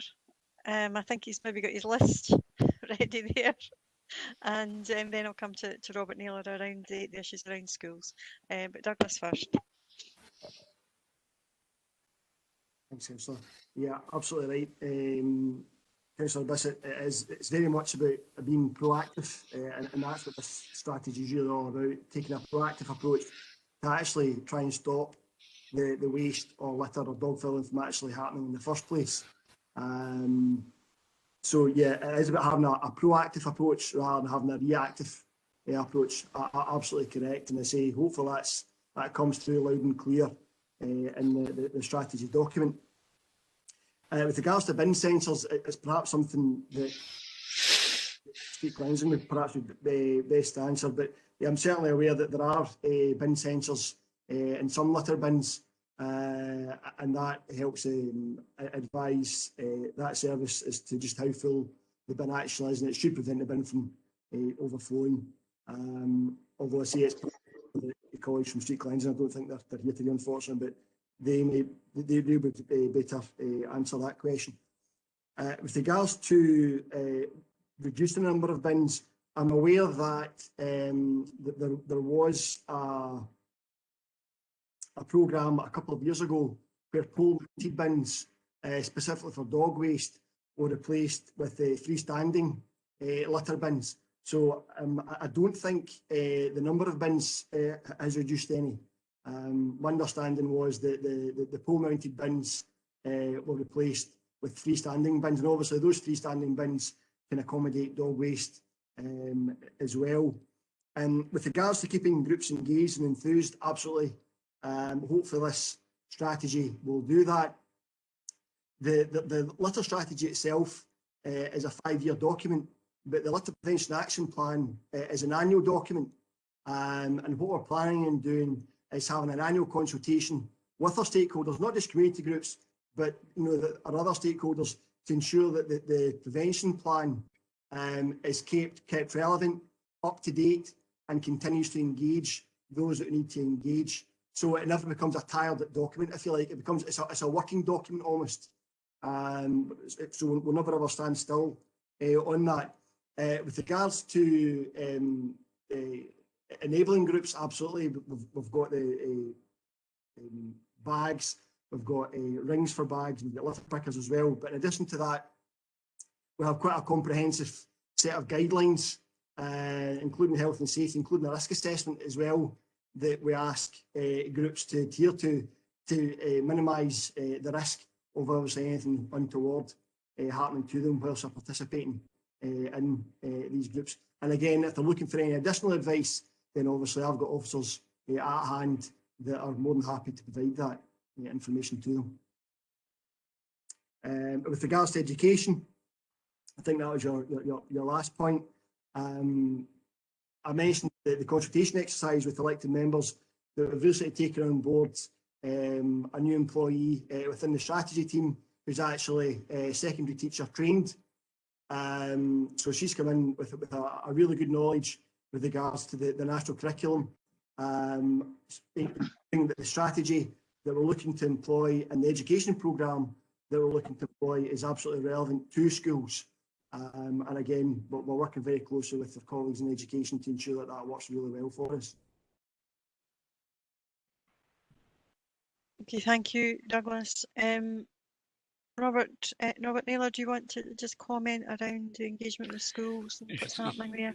Just as Douglas has just mentioned, obviously as this strategy is rolled out, there'll be engagement from this team with schools to develop the educational inputs to that.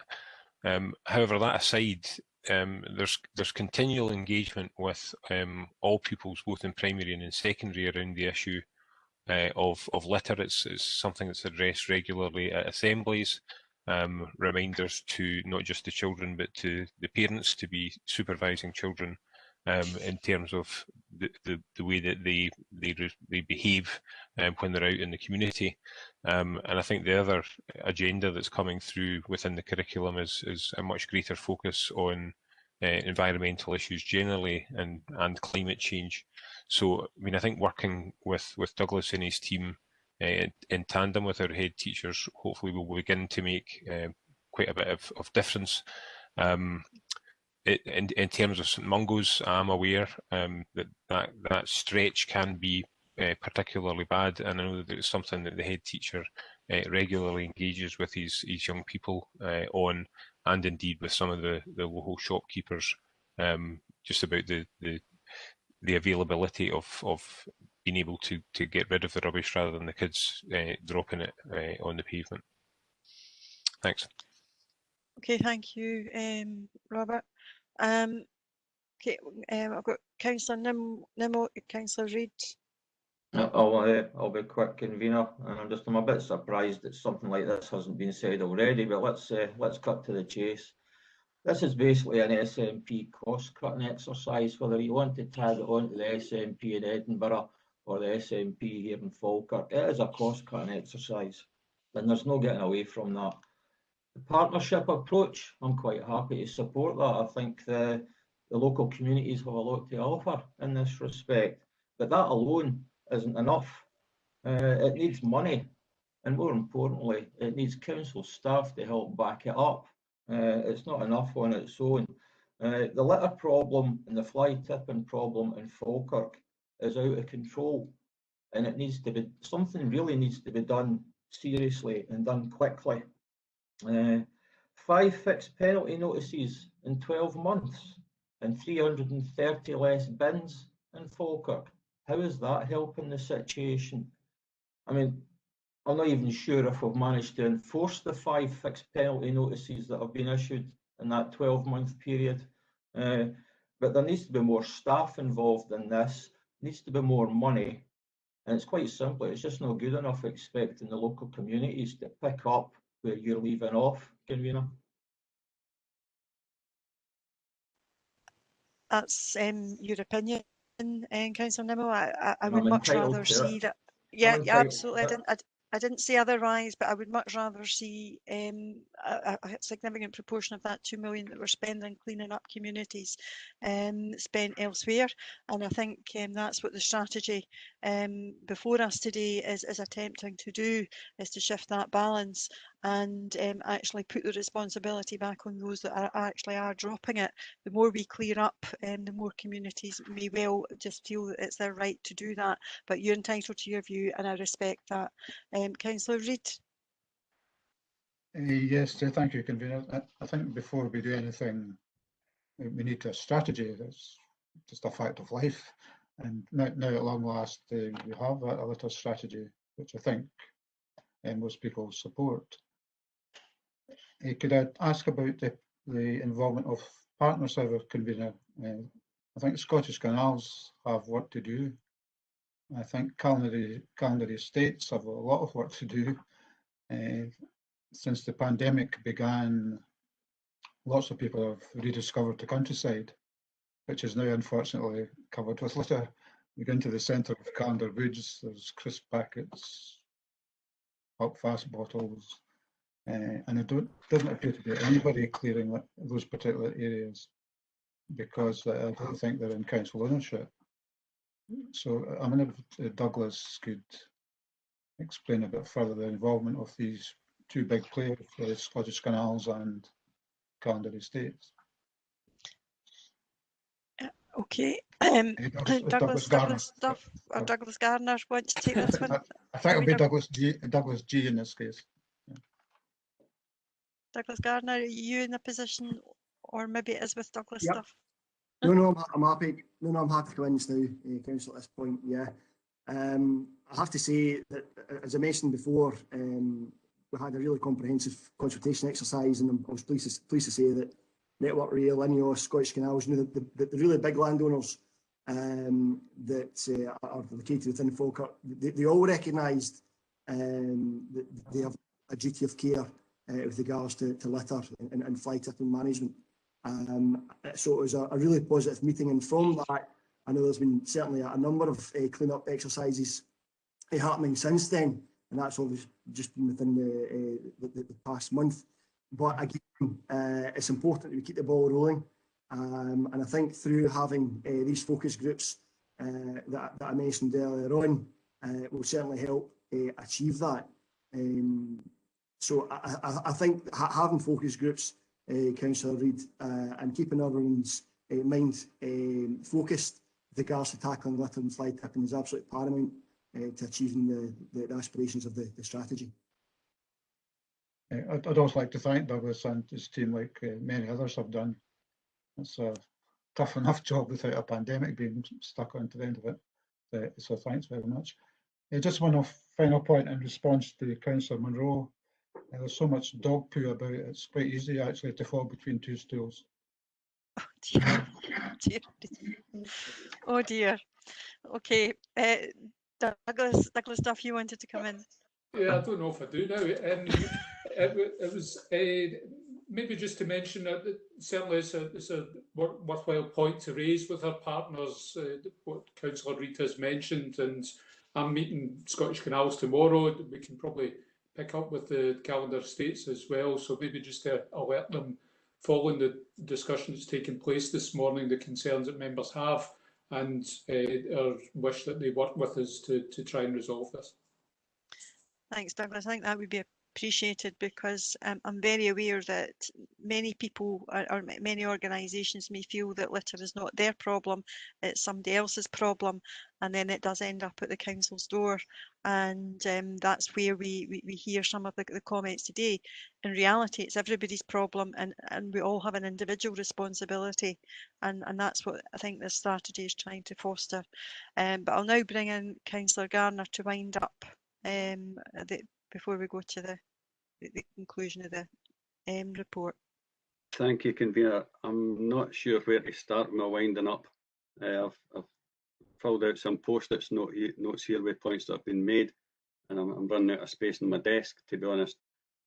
Firstly, I think I'd like to thank some of the members here for some of the positive comments in relation to the report, because it is a really positive, proactive report, and I think that's getting lost in some of the negativity from other members. And I wasn't going to go into the politics of things, but I need to, because this is becoming a regular occurrence now, where figures are being thrown out there by certain elected members within this group just now, and indeed in previous meetings, one yesterday in front of the school pupils. And I have the figures here, which is quite interesting reading. So I'm going to read some of them out, and I'll pick on the one that Councillor Nimmo just mentioned there in relation to the 5 fixed penalty notices. Well, there's actually been 132 fixed penalty notices handed out, 121 for fly tips, 5 for litter, 6 for dog fouling. The last year of the Labour administration, which I wasn't going to mention, but I will, there was 10 handed out. So to come about with figures like that and throw about figures that aren't true is quite appalling. And it's not just you, Councillor Nimmo, some of your other colleagues have been doing it recently. In relation to the budgets, and yes, the budgets have reduced. Councillor Coombs did mention that. But here's how they have reduced. 2021, no reduction. 2019-20, yes, there was a reduction. Not sure who set that budget, agreed that one. Going back to 2017, Labour administration, 3 FT positions lost. Going back the year before that, 2015-16, 10 full FT positions lost under Labour administration. To come on here and state that the current administration has reduced services drastically in comparison to what you guys have done is appalling. And yet again, it's more falsehoods getting put out. As I say, I wasn't going to go there, but I was sort of forced into a wee bit of corner there.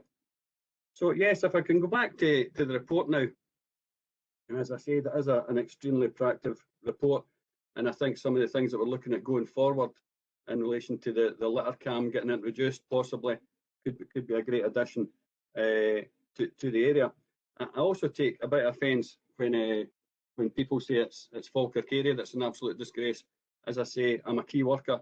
I'm out there and around all other council areas, and this is an issue in other council areas all around Scotland.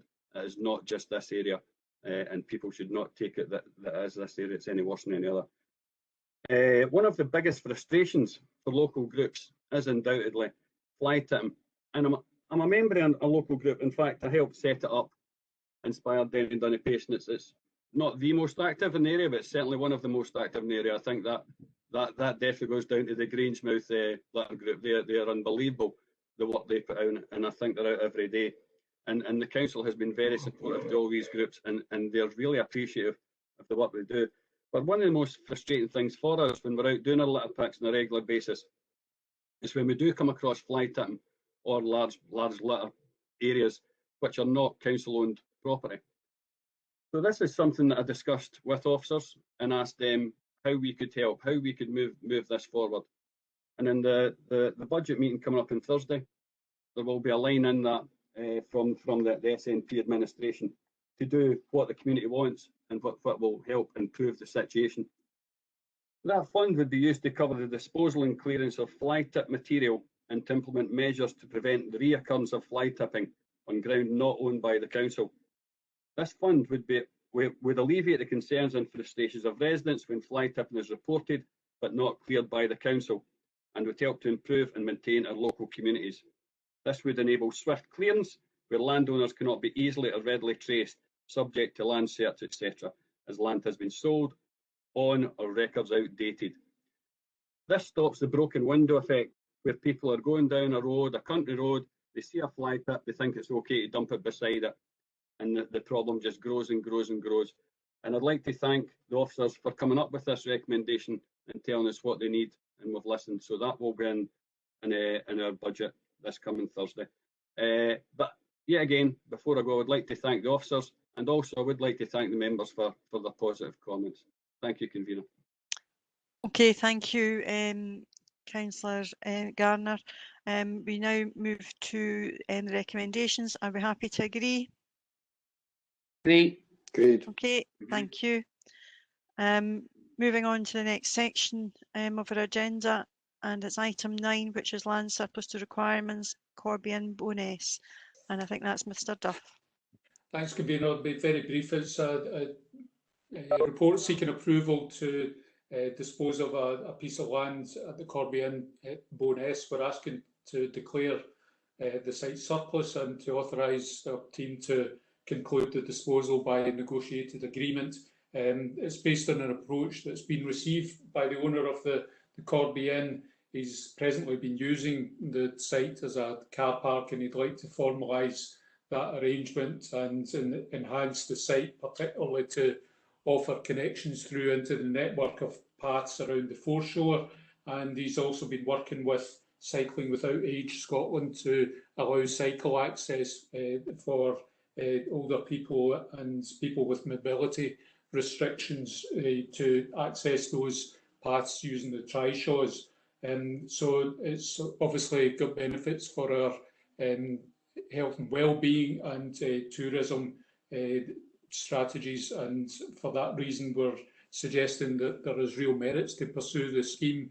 The proposal has been subject to consultation with the district valuer, who's suggested that a sum of £10,000 is appropriate for the disposal, and we're asking to proceed on that basis.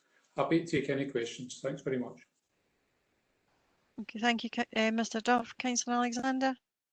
Yes, Convener, I think it's fair to say that over the past 12 months of the pandemic, that the hospitality sector has been hit as hard as anyone, for understandable reasons, but it's still very good and reassuring to see a report coming forward that where we have a genuine improvement being proposed by the owners of the site, where they've looked at the bigger picture and they've invested their cash, their resources into these premises. Anyone who's been to the Corby Inn will certainly appreciate the points I'm making. It is a lovely little public house, and it's about to improve if we approve this report. So therefore, I wish to formally move the recommendations contained within the first page, and the wish the proprietor all the very best for an excellent run business and an environmental improvement, which is also put in the capital receipt. So I think everyone's a winner in this one. Thank you, Councillor Alexander. Councillor Gardner. Thank you, convener. Yeah, I agree with everything my colleague Councillor Alexander said there. And I also would like to highlight 4.6 and 4.7, which is in relation to the Cycling Without Age scheme. And as one of the pilots of the Trishaws, I think this is a perfect location for it. Taking people along the foreshore, taking people out to the Sir John Muir Way. It's an absolutely cracking location. I wouldn't fancy taking up the hills in Bowness, Lynn. I wouldn't like to be turning right out of there and going up the hills. That would I don't know if my thighs would cope with that. But no, it's a good news thing for the area, and certainly for cycling without age, as I mentioned there. So happy to second the report, convener. Thank you, Councillor Gardner. Councillor Munro. Thank you, convener. I'm just trying to imagine the previous speaker in his lycra, but never mind. This was raised at Community Council, and everyone was in agreement that it is a positive move for the organisation itself, and a nice link to the John Muir Way, and I feel it's a very positive move as per the previous speakers. Thank you. Okay, thank you, Councillor Munro. Councillor Bissett. I certainly don't disagree with it. I think it's going to be a big improvement to the area. I've tidied up that bit of land, and it's good for cyclists to stop by, and it's also good for the cycling without age as well. I think it is a positive move, and I wish them well with their endeavours. Thank you. Thank you, Councillor Bissett. Councillor Reid. Yes, I don't think this item could go past without mentioning the massive contribution the Scuffles made to the community of Bowness since their fairly recent arrival. In other words, they haven't been here for the last 150 years. But they made a major contribution to many charities, the Bonnie Bowness, Bowness Means Business, and run probably, well, best pub in the Falkirk area, I would suggest.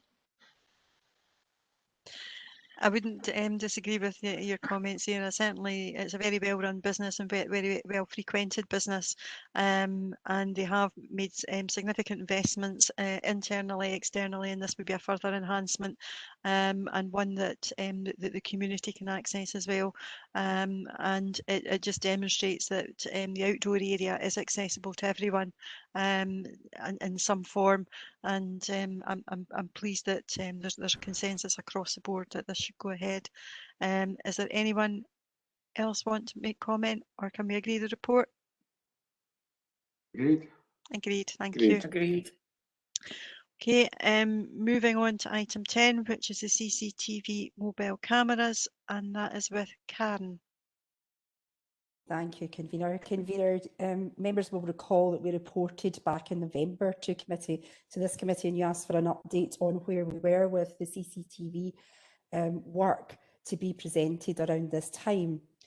At 3.2 of the report, you'll see some of the progress that we've made since we last reported, and as well as auditing the location, the current state, and any gaps in our CCTV camera provision, we've been working with Police Scotland and also housing services to make sure that we make best use of our CCTV coverage. That work has helped inform where we then place and the locations for the fixed cameras, as well as locations for mobile cameras.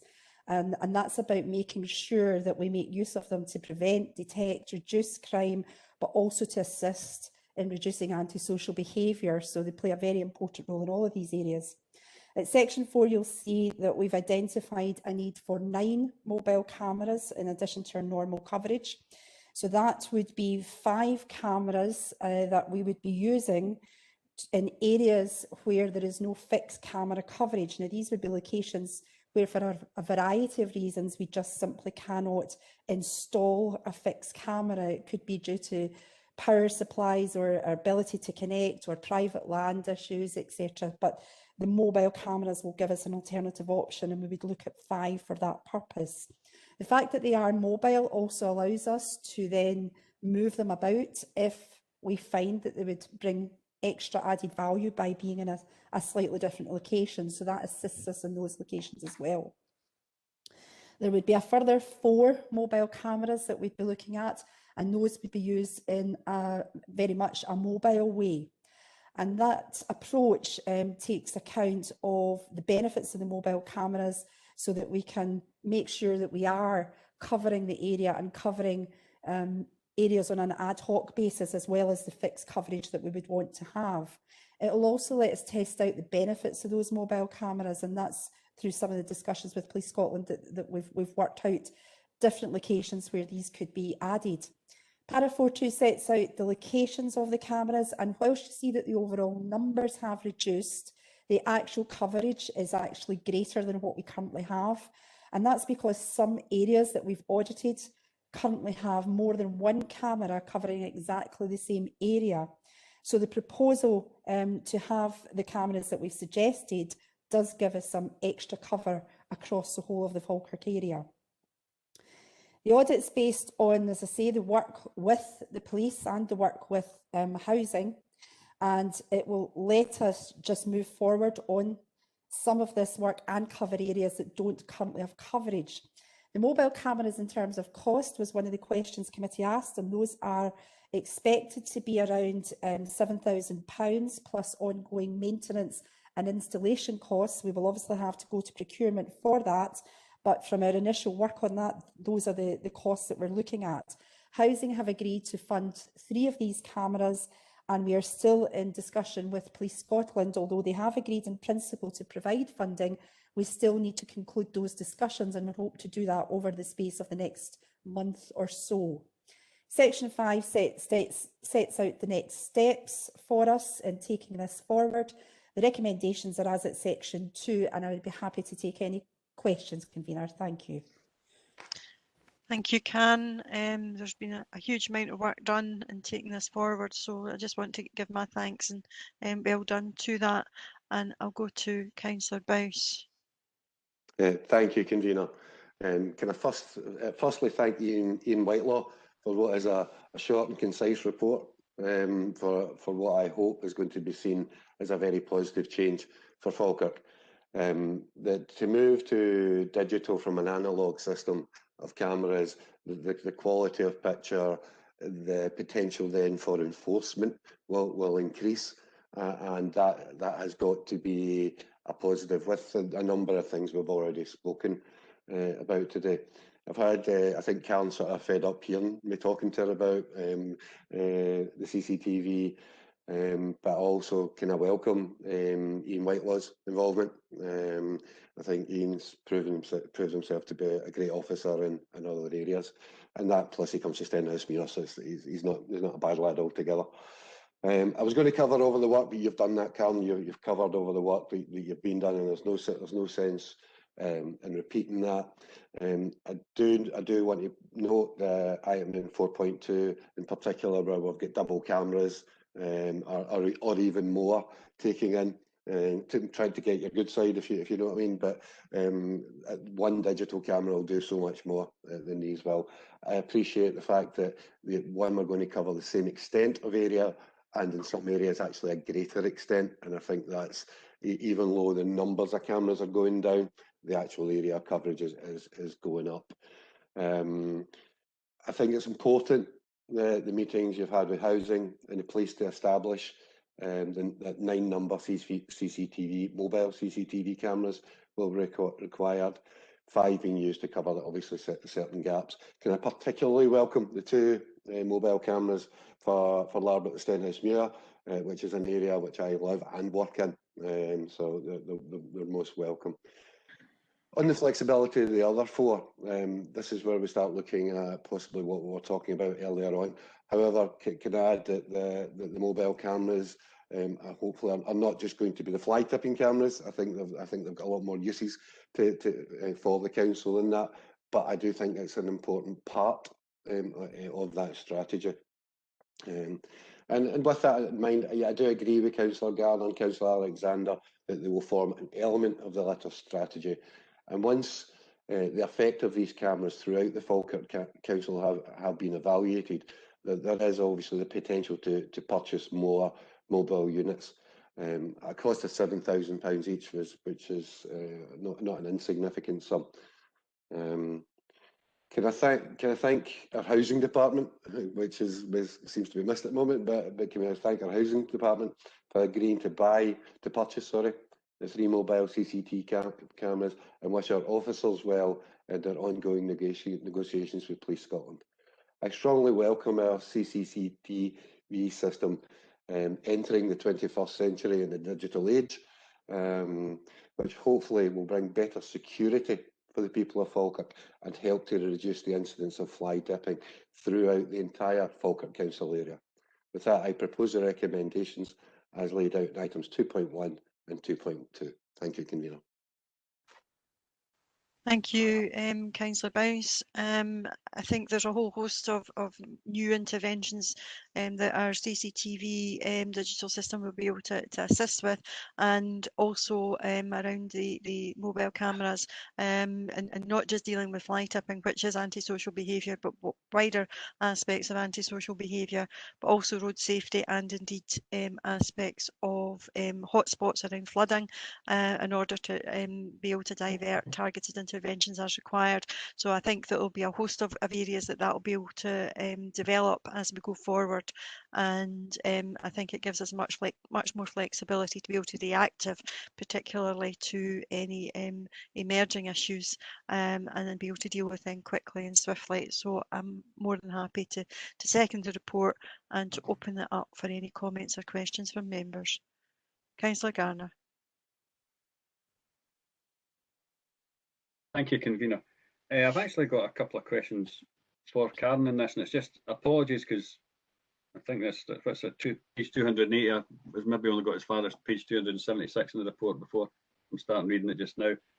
But I'm surprised Bonnybridge isn't on the list. Was there no CCTV in there before? I'm guessing. I know it looks like the 5 centres, but Bonnybridge is one of our larger town centres. I'm surprised there is none in there.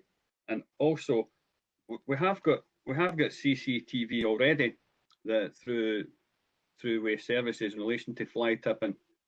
Are these cameras going to just fit into this system? Okay, I think I maybe read that, and maybe I've seen it from Councillor Bowes that they were going to fit in. So these also, in addition to these ones, can they fit into the system? Because we have got fixed ones and we have got mobile CCTV ones there as well, but they're relatively new. They are digital. They're not analog, as far as I'm led to believe. Karen? Yeah, thanks, Convener. I'm happy to go away and have a look at the Bonnybridge area, but it's not that we're not covering an area that was previously covered, so it probably wasn't. But I'll come back to you specifically on that, Councillor Gardner, and have a look in more detail at it.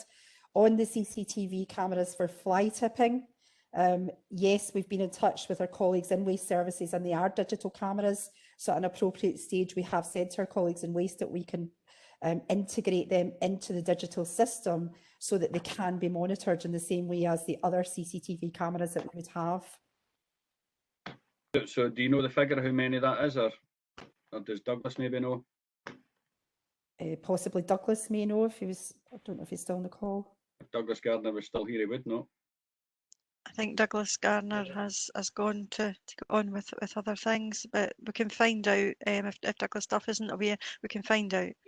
No, I mean, I'm not aware of the number. I know that our team have been picking up with Ian and the team rolling out the CCTV so that they're connected on this in relation to their concerns over fly tipping, etc. Yeah, no, I'm guessing it's about another 5 or 6, and they have been effective. very recently and picking up fly tipping as well and getting people prosecuted. So yeah, that'll be another good addition to what we have here. Excellent report. Can't wait for it all going in place. Okay, thank you. Any other members? Question or comments? Okay, I've got Douglas Duff and I've got Councillor Alexander. So Douglas, you got in first. Sorry, I was just checking through emails as Councillor Garner mentioned that there is something which is saying no, it's not got much detail on the actual numbers, so I'll need to get more for you. Sorry about that. Oh, that's okay, thank you. Councillor Alexander?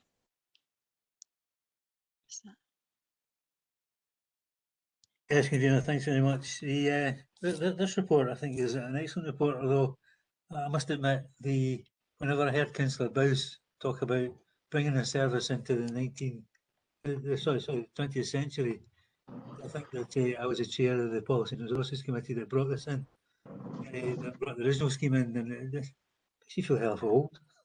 I hope I don't look as old as I feel at the moment, but I'm sure Councillor Bowes didn't mean it as an insult or as a dig. The fact is that the cameras that were there were the best that were available at the time, but it shows you how quickly technology moves along, and the digital cameras will make a significant difference. It's difficult to comprehend the significance that the digital cameras will actually make. Flexibility in terms of the number of mobile cameras that will see other areas other than the 10th Foggertown Centre, which the original scheme was built around, was developed. I have a question for Karen, and it's with regards to the final bullet point in item 3, and it relates to the staff who are transferred under 2P. Can I ask if all the staff have transferred over? It's not clear. It says that there's two staff of more. Is there any more? Is what I'm asking. Maybe Karen could pick that one up. Okay, Karen. Thank you, Convener. Yes, I can confirm that all of the staff that were working on this have indeed transferred over, and there haven't been any issues in terms of that transfer. It's gone quite smoothly. And just to come back on Councillor Gardner's question, we have 5 cameras within the waste team. I've managed to get that information in between times, so we do have 5, and they will be integrated in addition to the 9. Okay, well done, Karen. Convener, just thanks for Karen for the answer to that question that I posed. Can I say that the report also ticks every box that the criticisms made item two items ago. It demonstrates that where the local authority are innovative, where the entrepreneurial, and where they have a grasp of the opportunities before us, can make a difference. And we can make a difference in a reasonable financial environment. And so if this is an example of that, then I think it's a good example of that. And anyone that can look at these two reports together and come to the conclusion that we are not moving forward with the programme of litter and fly dropping in particular, then the fly posting, then I think they're reading a different report from me. Okay, thank you, Councillor Alexander. I've got Councillor Bissett, then Councillor Kerr. Thanks, Convener. Certainly, there wasn't any disagreement about this last year. I think we all agreed, it's something we need to move forward with, the transfer from analog to digital. And certainly, I'd like to thank Councillor Black for raising the issue of the mobile CCTVs.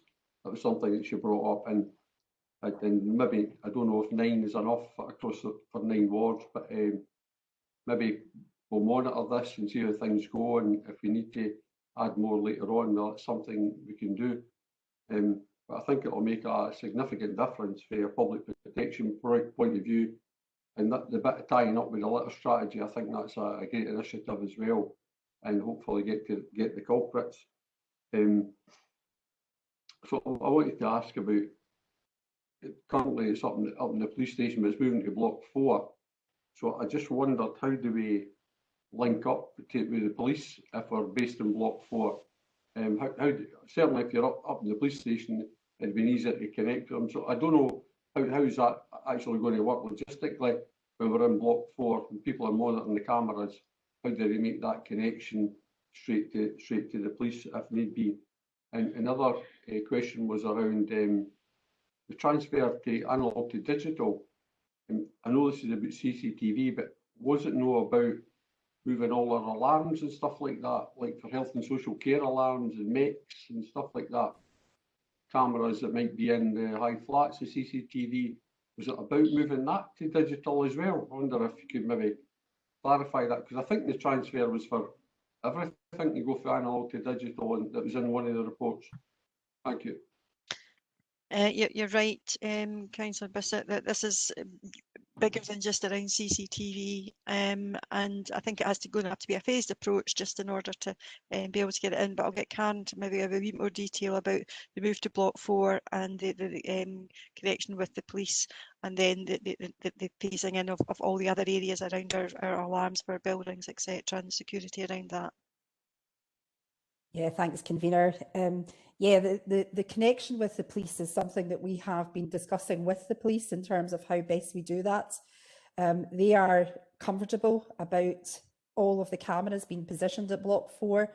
We have arrangements for 24/7 access to Block 4, both in terms of some of the work that we're doing. We would be able to enable the police to get in to view the cameras as and when required, if that's needed.